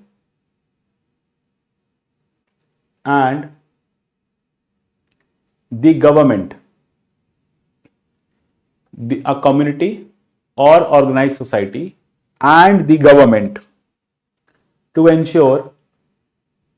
to ensure basic rights and duties of each citizen, and to ensure basic rights and duties of each citizen. ठीक है, and to ensure basic rights and duties of each citizen. तो हमने क्या समझा कि ये social contract था क्या? देखो एक सोशल कॉन्ट्रैक्ट क्रिएट किया गया in form of a monster, है ना, मॉन्स्टर ऐसा नहीं होता, in form of a monster. इस मॉन्स्टर का नाम क्या था? इस मॉन्स्टर का नाम था लेवियाथन। ठीक है, लेवियाथन, इसको हॉब्स ने यूज किया, पॉलिटिकल साइंस का है, यहां जरूरत नहीं है। मतलब आप समझो कि ये कॉन्स्टिट्यूशन है, आपने अपने सारे राइट्स इस कॉन्स्टिट्यूशन को दे दिए। अब कॉन्स्टिट्यूशन क्या कर रहा है? Your protection. Constitution is protecting you. You have given your rights. What kind of right? Right to be ruled. This constitution says that we the people have given to ourselves this very constitution. हम भारत के लोगों ने अपने आप को ये constitution दिया है, यानी अब ये हम पे रूल कर सकता है। This constitution has power to rule us. यही सोशल कॉन्ट्रैक्ट है। समझ में आया? लिखें, यहां तक क्लियर हो गया? नाउ ये एक टॉपिक और खत्म। अब एक कॉन्सेप्ट लक्ष्मी का, सॉरी, एनसीईआरटी में, that constitution is a living document. Constitution क्या है?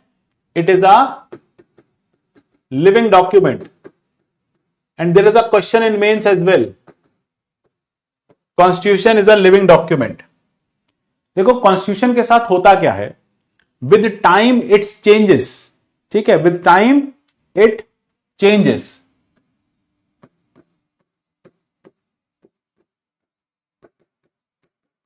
आपने देखा होगा कि सोसाइटी के कुछ ऐसे नॉर्म्स, कुछ ऐसे रूल्स, सम नॉर्म्स, सम रूल्स जो एज ओल्ड हैं, पुराने हो गए, अगर हम इन्हें चेंज करने का कोई प्रोविजन ना रखें, ठीक है, तो हमने पुराने रूल्स को, पुराने नॉर्म्स को चेंज करने का कोई भी नॉर्म नहीं रखा, तो क्या होगा? एक टाइम के बाद ये रूल्स ब्रेक कर दिए जाएंगे। जैसे जैसे सोसाइटी चेंज होती है, लॉस को, कस्टम्स को चेंज होना जरूरी है। अब आपके और आपके पेरेंट्स के बीच में किसी बात को लेकर क्लैश जरूर रहता होगा, किसी ना किसी चीज को लेकर क्लैश रहता होगा with regard to the customs. अब आप, पेरेंट्स आपके कहते हैं कि बेटा हमारे यहां ऐसा नहीं होता, आप कहते हो नहीं मम्मी आज के जमाने में ऐसा होता है। तो there is a customary, there is a difference of generation, difference of societal you can say pressure, और difference of the liberty of society. तो हर तरह से हम क्या देख रहे हैं, over the time things have differed. अगर हम पुराने कस्टम्स को आज की जनरेशन पे इंपोज करेंगे, so the chances are that there would be a revolt. Generation revolt कर देती है ना, तभी आजकल लोग पेन नेम रखते हैं, द रिबेल किड, है ना, I am the rebel kid of the society. हम तो रिवोल्ट करने वालों में से, हम तो घर में रिवोल्ट कर देते हैं, हम नहीं मानते कोई ऐसी पुरानी चीजें। तो अगर आप एज ओल्ड कस्टम्स को नई जनरेशन पे इंपोज करोगे, तो chances are high that there would be the revolt in the society. अब अगर कॉन्स्टिट्यूशन कब आया? Constitution was introduce in 1950, implemented in 1950। Today we are living in 2025। अगर कॉन्स्टिट्यूशन में कोई ऐसा कस्टम होता which was not very much, you can say, gelling allowed with society, very liberal concept, अगर कॉन्स्टिट्यूशन में कुछ लिबरल कॉन्सेप्ट नहीं होता, तो क्या वो लिबरल कॉन्सेप्ट आज लोग मानते? नहीं मानते। तो फिर क्या हो जाता? लोग कॉन्स्टिट्यूशन के अगेंस्ट रिवोल्ट कर देते। इसलिए हमने क्या माना है कि the constitution is a living document. When I use the term living document, it means that with time it can be changed, या it should be changed. With time it can be changed. Time के साथ साथ आप इसे change करते हैं। जैसे जैसे ओल्ड होता जाएगा, वैसे वैसे हम इसमें नए एलिमेंट्स ऐड करते जाएंगे, because the older elements would not be followed by the new generation. New generation needs new kinds of laws, ठीक है, न्यू जनरेशन में नए तरह के लॉज हैं। जनरेशन इवॉल्व हो रही है, इसलिए लॉज का इवॉल्व होना भी जरूरी है। अगर लॉज सोसाइटी के अकॉर्डिंग नहीं चलेंगे, then laws would be removed. If this constitution would have been very rigid, अगर हमारे कॉन्स्टिट्यूशन मेकर्स कह देते इसे हम अमेंड ही नहीं कर सकते, whatever has been given cannot be amended, then chances were very high that today the generation would not have accepted this constitution. इसके अगेंस्ट रिवोल्ट हो जाता। क्लियर? तो we need to adapt the change. Constitution needs to implement the change, introduce the change, adapt the change, go with the change. इसीलिए constitutions are living documents. लिखो concept of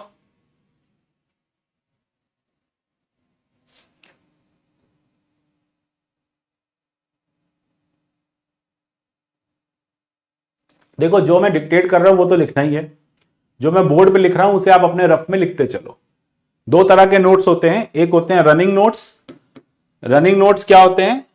if teacher is not dictating anything, discussing something, you tend to take down the pointers, running notes, and then there are formal notes being dictated. So every class goes into two formats, running plus formal notes. Heading is concept of living document.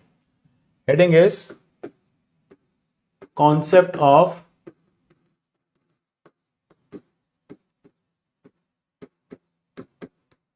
Living document.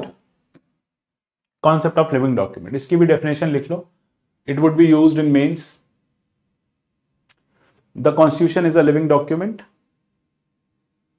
Because constitution is a living document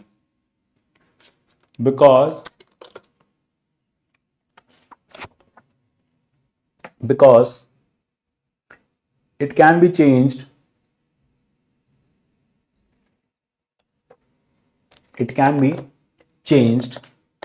according to the needs of society. According to the needs of society, it can be changed according to the needs of society. ठीक है, according to the needs of society. Full stop. This concept ensures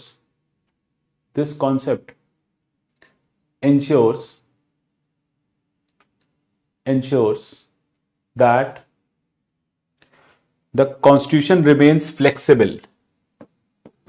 The constitution remains flexible in its approach.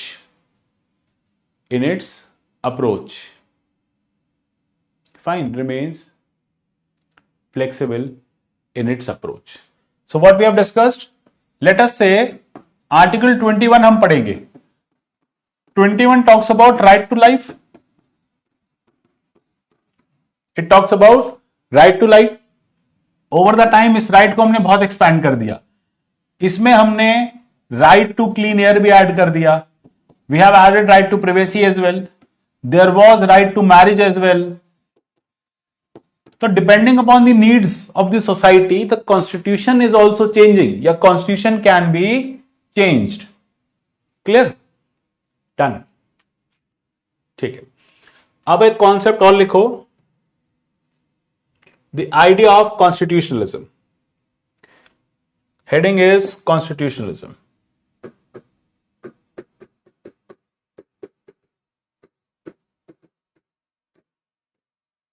Constitutionalism, इसका मतलब क्या होता है? To follow philosophy of given constitution. Follow philosophy of given constitution. ठीक है,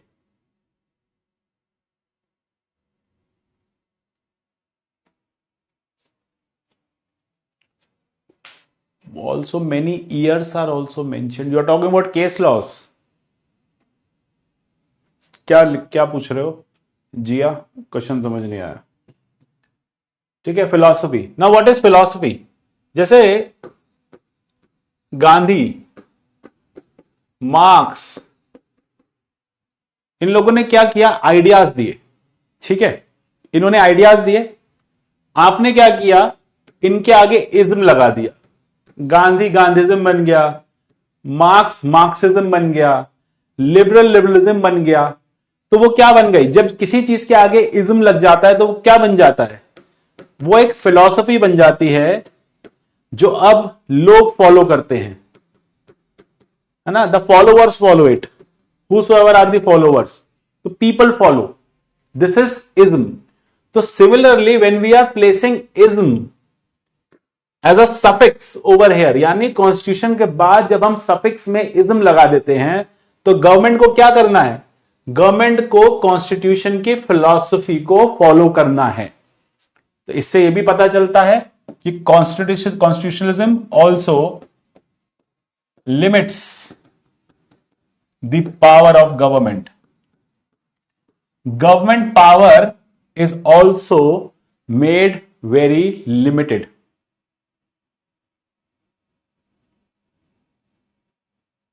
ठीक है.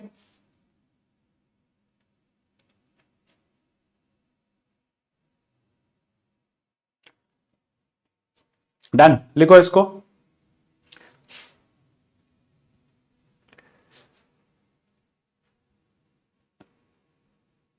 In the evolution of constitutionalism there are so many years mentioned. नहीं, not at all.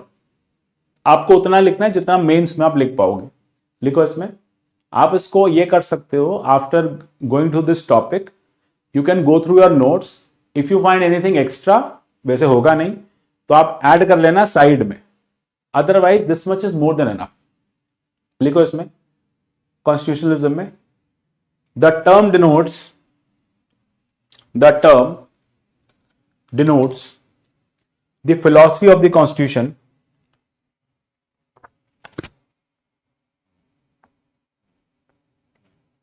the philosophy of the constitution which ensures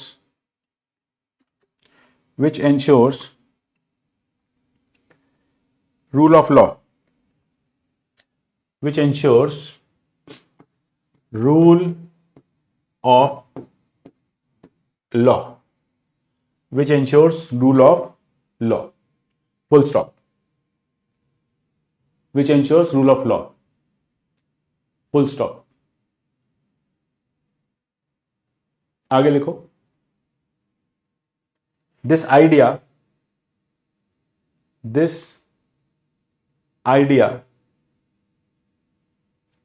ensures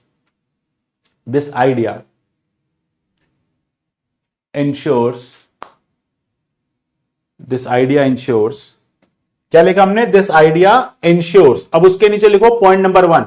this idea ensures. जहां पे भी line खत्म हुई है put a full stop, point number 1 और put a comma.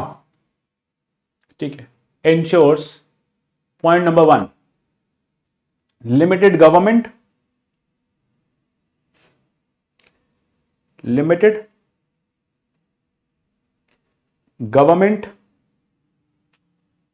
Number 2, separation of powers.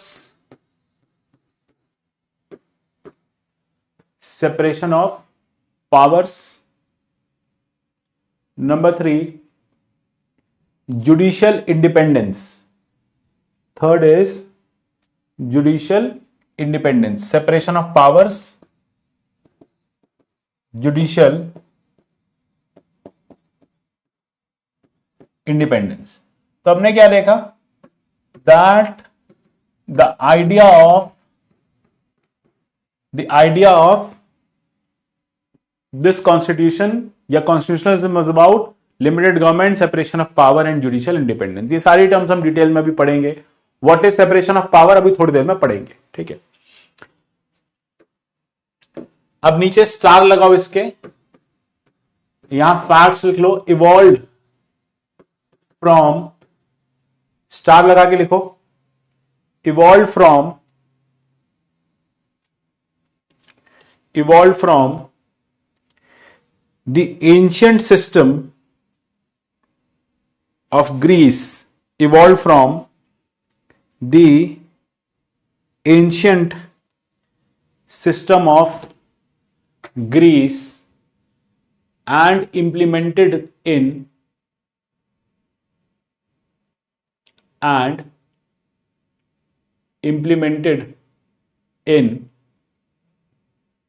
US and Indian Constitution. Implemented in US and Indian Constitution. ठीक है. Implemented in US and Indian Constitution. Change the line, write down hence. We can say, change the line, hence we can say that it protects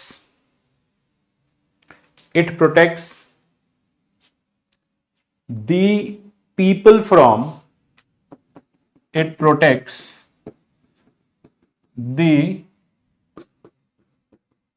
people from authoritarianism and despotism. Protects people from authoritarianism and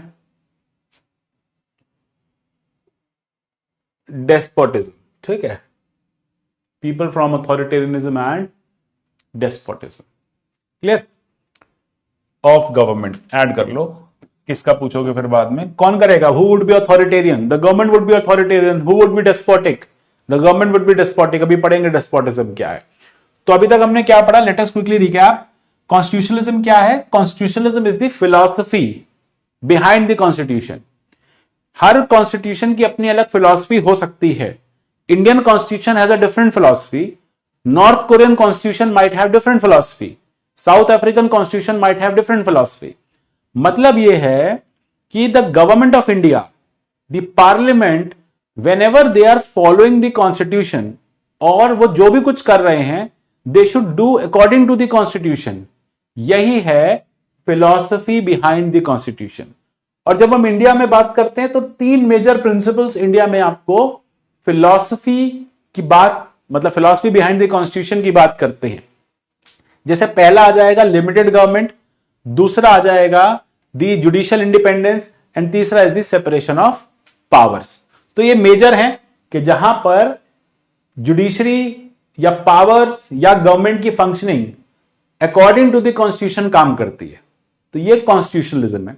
तो इससे होता क्या है? At the end we have summarised that hence we can say whenever any government works according to constitutionalism, that government would not be able to take away our rights, or the government would not turn despotic and authoritative. यानी वो सरकार हमसे हमारे rights नहीं छीन पाएगी, क्योंकि उसको कॉन्स्टिट्यूशन ने क्या कहा है, अभी हम पढ़ेंगे जो फंडामेंटल राइट्स. तो कॉन्स्टिट्यूशन ने पार्लियामेंट को ये टास्क दिया है कि आप इनके फंडामेंटल राइट्स नहीं छीनेंगे, और जुडिशरी को ड्यूटी दी है कि आप इनके फंडामेंटल राइट्स प्रोटेक्ट करेंगे. ठीक है. So this is how the idea of constitutionalism. Constitutionalism also promotes rule of law. बिल्कुल. अब आप कह सकते हो रूल ऑफ लॉ भी आ जाएगा इसमें, है ना. जब लिमिटेड गवर्नमेंट है तो क्या है? रूल ऑफ लॉ ही है एक तरह से. लिमिटेड गवर्नमेंट के ब्रैकेट में आप रूल ऑफ लॉ भी लिख सकते हो. तो वो डिपेंड करेगा अपने कॉन्स्टिट्यूशन की क्या फिलॉसफी है. तो जब अपनी गवर्नमेंट अपने कॉन्स्टिट्यूशन की फिलॉसफी फॉलो करती है, उसे कॉन्स्टिट्यूशनलिज्म कहते हैं. अब आपने पूछा why only US and India? US happen to be the oldest constitution, India happen to be the largest working democratic constitution. तो हम ये 2 एग्जांपल्स हमेशा देते हैं. US oldest most successful, India largest most successful. तो यहां इनका एक कंटेम्पररी रिलेशन स्टैब्लिश हो जाता है. एक हिस्टोरिकल है, एक मॉडर्न है, और दोनों सक्सेसफुल हैं. एक ओल्डेस्ट है, एक लार्जेस्ट है, और येट फंक्शनल है. नहीं तो वर्ल्ड के कॉन्स्टिट्यूशंस जो हैं वो फंक्शनल नहीं हो पाए, डेमोक्रेटिक कॉन्स्टिट्यूशंस. ठीक है. वैसे तो ब्रिटेन की बात हम इसलिए नहीं करते क्योंकि ब्रिटेन के पास हम पढ़ेंगे एक सिंगल कॉन्स्टिट्यूशन नहीं है. लोग कहते हैं ब्रिटेन के पास कॉन्स्टिट्यूशन नहीं है. ऐसा नहीं है. ब्रिटेन के पास अपने लॉज हैं, पर उन्होंने लॉज ना कभी इस तरह से एक बुक में नहीं लिखे. तो आपको ऐसी एक बुक नहीं मिलेगी वहां जाके. कभी लंदन जाओगे तो वहां पूछोगे कि द ब्रिटिश कॉन्स्टिट्यूशन दे दो, तो कहेंगे जी हमारे यहां नहीं है, हम लोग नहीं रखते. फ्रांस में मिल जाएगा. ठीक है.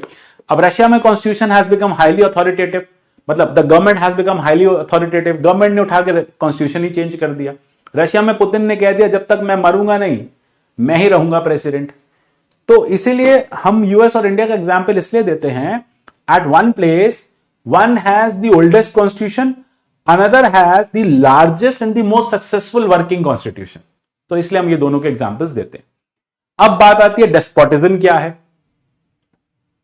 ठीक है. What exactly is despotism? अब इनकी शक्लें देखोगे तो समझ जाओगे डेस्पोटिज्म क्या है.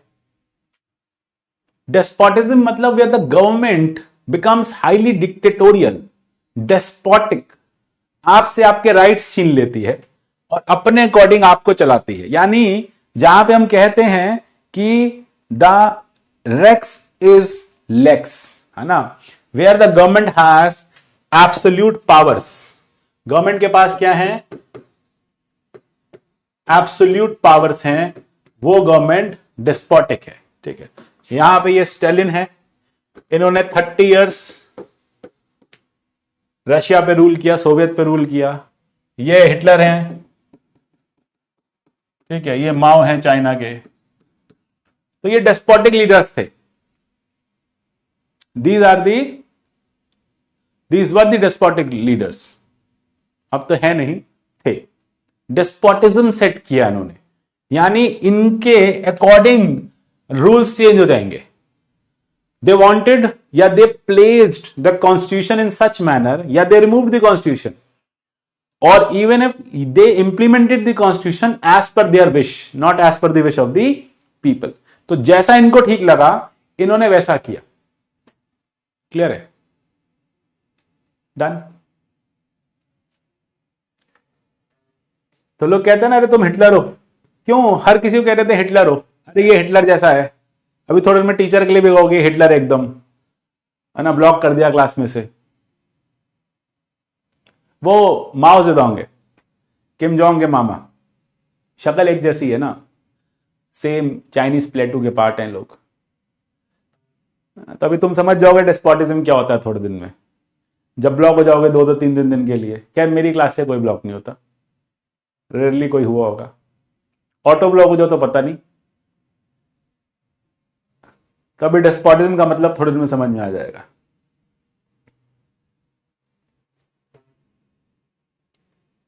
It protects the people from themselves also, from other people also. कह सकते हो, आप भी कॉन्स्टिट्यूशन की फिलॉसफी फॉलो करते हो, है ना, you also do. So you also ensure that rights of others are preserved, protected. Next heading डालो डेस्पोटिज्म। लेवियाथन अभी क्लास के एंड में ले रहा हूं, डेस्पोटिज्म लिखो, फिर आपकी क्लास है। जाओ, कल मैं इसको टाइम शिफ्ट कराता हूं 11 बजे, so that it doesn't clash with your optional class. और फिर थोड़ा सा और शिफ्ट करा देंगे इसको थोड़े दिन में। द रीजन इज दैट क्योंकि 2.5 घंटे की क्लास चलनी है। Fascism is despotism. Fascism is an ideology of Italy, है ना, which came through the Fasci party. So that is also the despotism. लिखो।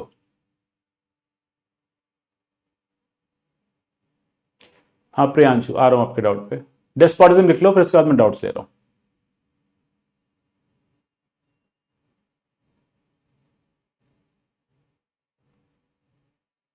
रिपू पढ़ेंगे इसको, क्यों? लिखो लिखो, जल्दी से लिखो। This term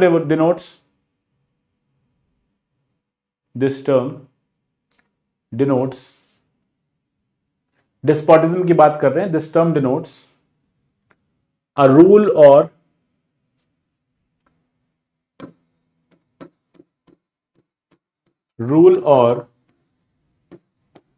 form of government,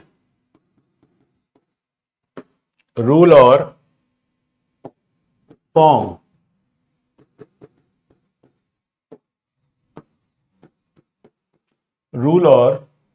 form of government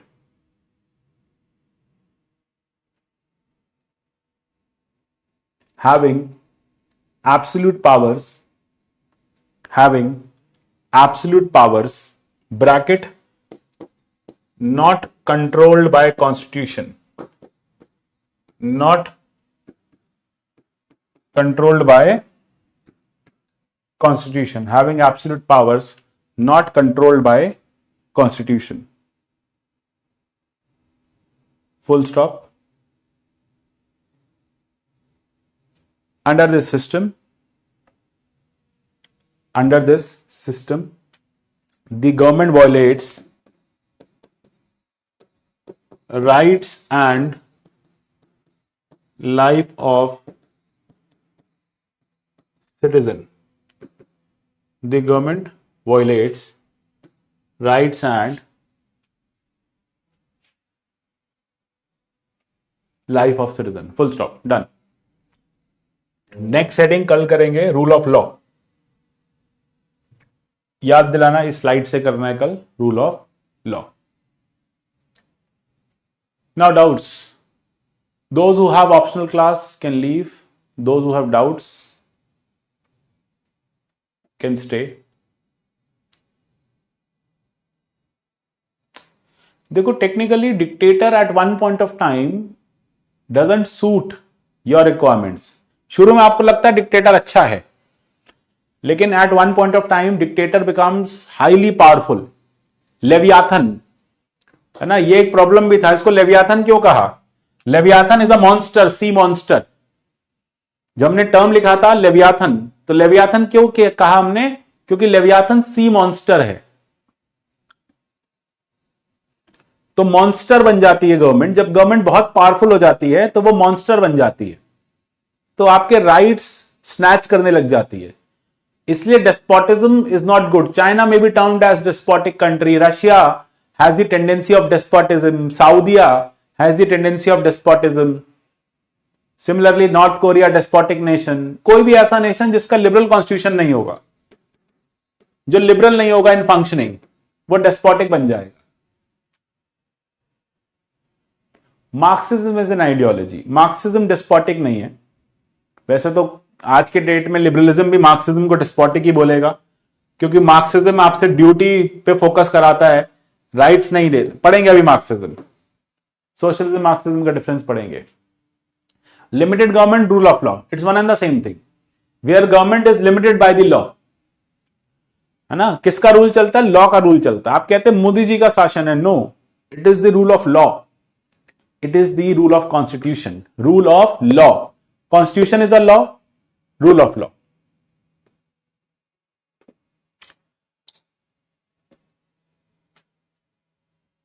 हाँ ठीक है, time will see, don't worry. अभी कोई डाउट? गवर्नमेंट की पावर कौन लिमिटेड करेगा? ये, this constitution limits the power of the government, this constitution limits the power of the government. Switzerland constitution, Switzerland is again is a decentralised system, direct democracy. तो उसका इस topic से क्या relation है, वो आगे पढ़ेंगे। हम स्विट्जरलैंड का कॉन्सेप्ट पढ़ेंगे अभी। मैं आपको स्विट्जरलैंड के इलेक्शन समझाऊंगा कैसे होते हैं, वहां पे काउंटी सिस्टम चलता है।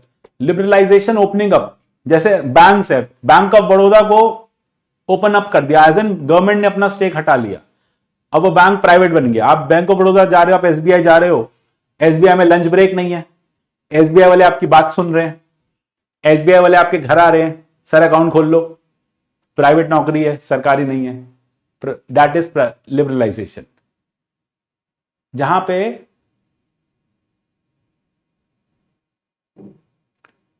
जब गवर्नमेंट अपने सेक्टर को ओपन अप कर देती है, प्राइवेट प्लेयर्स के पास चला जाता है, तो private is all about profits, customer relation बन जाता है। फिर तो कस्टमर भगवान होता है प्राइवेट में, सरकारी में ऑफिसर भगवान होता है, प्राइवेट में कस्टमर भगवान होता है। ब्रिटेन फॉलो कॉन्स्टिट्यूशनल मोनार्की, पढ़ेंगे। Anything good about Stalin? It depends, you have the name of Stalin. The best part that is good about Stalin is that we have Stalin in class.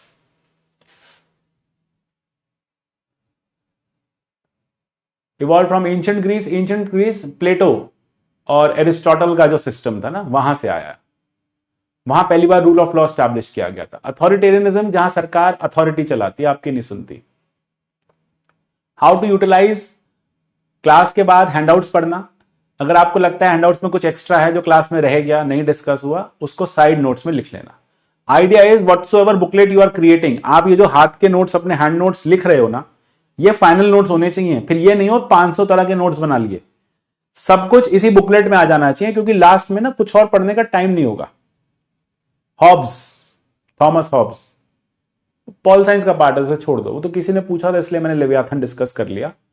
Leviathan एक indicative word है, एक indicative word है sea monster का, imaginary sea monster होता है, समुद्री दानव, in Hindi it is called. Where are handouts? Handouts आ जाएंगे। NCERT if you have time you can restudy, you can read, if you don't have time you can leave. हम NCERT class में cover करते चल रहे हैं। पहले society आएगी ना, फिर स्टेट आएगा अकॉर्डिंग टू सोशल कॉन्ट्रैक्ट। देखो रियाज, वो डिफरेंस हो जाएगा, कंफ्यूजन होगी कि आप लॉक के कॉन्ट्रैक्ट की बात कर रहे हो, हॉब्स की, फर्क है दोनों में।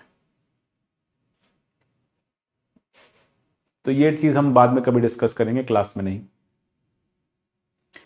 Evolution means how constitution evolve, कैसे आया। पहली बार इसको, इस सिस्टम को हमने देखा एंशिएंट ग्रीस में, फिर उसके बाद हमने देखा इसको यूएस में जहां पहली बार कॉन्स्टिट्यूशन आया, फिर हमने इंडिया में देखा वर्किंग कॉन्स्टिट्यूशन है। प्राइवेट कंपनीज एज एन, भाई हमारी कंपनी का एक बुक है कि कंपनी में लोग कैसे काम करेंगे, क्या हमारा ऑब्जेक्टिव है, कॉन्स्टिट्यूशन हो गया वहां का। कंपनी की भी रूल बुक होती है ना, when you join any MNC you get a rule book, when you join any government office you get a rule book, constitution है वहां का। How to read Laxmikanth after going through the class, once the class is done, next thing is you should read the topics of Lakshmikant, chapter of Lakshmikant. So this is how you would be able to complete Lakshmikant as well. Telegram group आप मुझे search कर सकते हो GS bye Kapil सिक्का पे। Authoritarianism और despotism में कुछ खास फर्क नहीं होता। Authoritarianism at one point of time becomes despotism. कल की टाइमिंग वुड बी 10:45, जल्दी करेंगे so that we will wind up on time. Just society means justice, जहां सबका साथ सबका विकास इज जस्ट सोसाइटी। जस्टिस से वर्ड आया जस्ट, है ना, जस्ट ट्रीटमेंट मिलना चाहिए, सही ट्रीटमेंट मिलना चाहिए। ये slide notes would be uploaded in that section only, यहीं पर just after the class they would be uploaded. Socialism communism पढ़ेंगे, अभी प्रियम्बल पढ़ेंगे, वहां डिस्कस करेंगे। नहीं, मेरी कोई बुक नहीं है, मेरे बस ये नोट्स हैं। For polity Laxmikanth is the only source.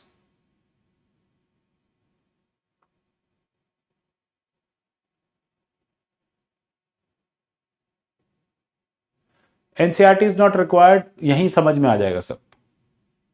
Third point of what Alisha, किस चीज का थर्ड पॉइंट? लिमिटेड गवर्नमेंट पूछ रहे हो, वहां कॉन्स्टिट्यूशन का पूछ रहे हो। डिस्कशन ग्रुप जैसा एक और ग्रुप होगा ना 28,000 प्लस स्टूडेंट्स का। Despotism means where government is highly authoritative. Functions का थर्ड पॉइंट क्या था? फंक्शंस तो वही था ना, limiting. It ensures limits on the power of government, वही बात होगी ना, ensures limits on the power of government, that government's powers are not unlimited. ठीक है। Why Greece is the origin? Because earliest philosophy, political science was born over there. Philosophy was born over there. लेकिन हम कहते हैं कि जब हमारी Hindi philosophy है, द इंडियन फिलॉसफी, वो तो इंडिया में बॉर्न हुई थी।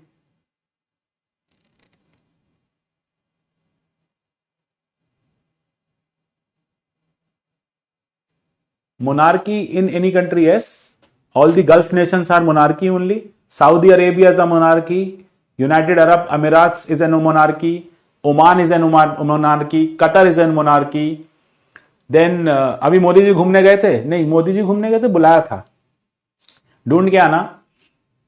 एक बड़ी छोटी सी कंट्री है मलेशिया के कॉर्नर पे, बड़ी हैप्पी मोनार्की है वो।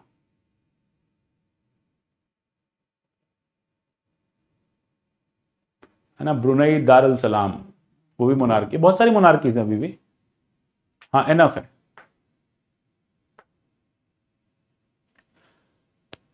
हाँ, पीडब्ल्यू से पढ़ लो, लक्ष्मीकांत से पढ़ लो। पॉलिटी मतलब इंस्टीट्यूशंस, पार्लियामेंट, ठीक है, जुडिशरी, एग्जीक्यूटिव, मिनिस्ट्रीज, ये पॉलिटी है। और मिनिस्ट्रीज में जो काम करने वाले मंत्री हैं, जो सरकार है, ये पॉलिटिक्स है। भूटान मोनार्की नहीं है, Bhutan is an democracy now. Bhutan को डेमोक्रेसी बने बहुत समय हो गया, इट्स बीन ऑलमोस्ट 2008 से बन गया था भूटान। नेपाल भी मोनार्की से, सल्तनत of Brunei. Polity is a art and science both. Science इसलिए क्योंकि उसने कुछ ना सिस्टम फिक्स कर दी। तो इसलिए साइंस हो गई है। गवर्नेंस पता नहीं, मैं पढ़ाऊंगा, भरत सर पढ़ाएंगे, कोई ना कोई पढ़ा देगा।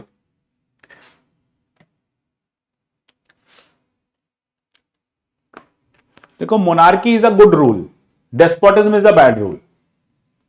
जरूरी नहीं है हर मोनार्की खराब हो, लेकिन हर डेस्पोटिज्म खराब होता है।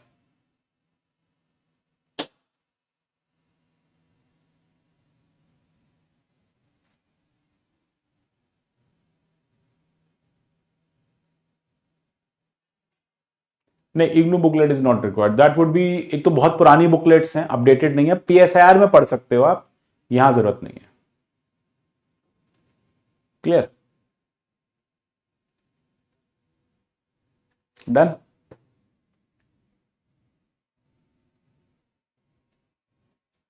बाकी क्लासेस सृष्टि मुझे आइडिया नहीं, मोस्ट प्रोबेबली सूनर, मतलब दिल स्टार्ट वेरी सून। टाइमिंग एक बार देखते हैं, पॉल आपके उसके साथ क्लैश हो रहा है तो will just look into this.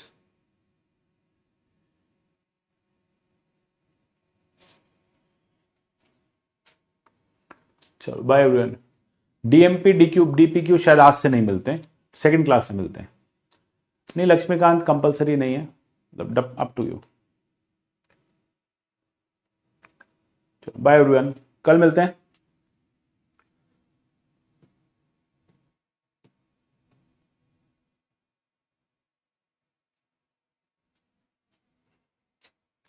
PCS में थोड़ा सा फैक्चुअल जाना पड़ेगा। टोटैलिटेरियन रूल मतलब सरकार टोटैलिटेरियन बन जाती है, जैसे हिटलर वॉज टोटैलिटेरियन। आप क्या खाएंगे, क्या करेंगे, कैसा आपका लाइफ होगा, would be decided by the government. Totally control, totalitarian means total control of the government. Tele group मिल जाएगा, डिस्कशन से मिल जाएगा। डिस्कशन मिल रहा है, डिस्कशन ज्वाइन कर लो, सेम ही है। फिर मैं डिस्कशन में लिंक डाल दूंगा, तो उधर से उधर आ जाना, फिर डिस्कशन छोड़ देना।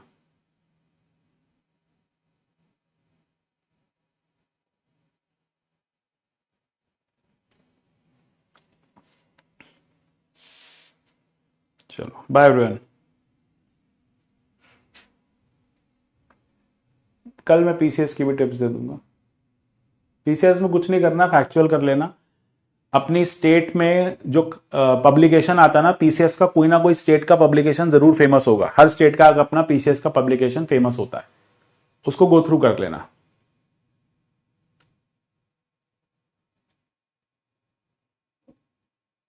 As of now I guess 1 और 2 क्लासेस अ डे, ऑप्शनल के साथ 3 क्लासेस। चलो बाय एवरीवन।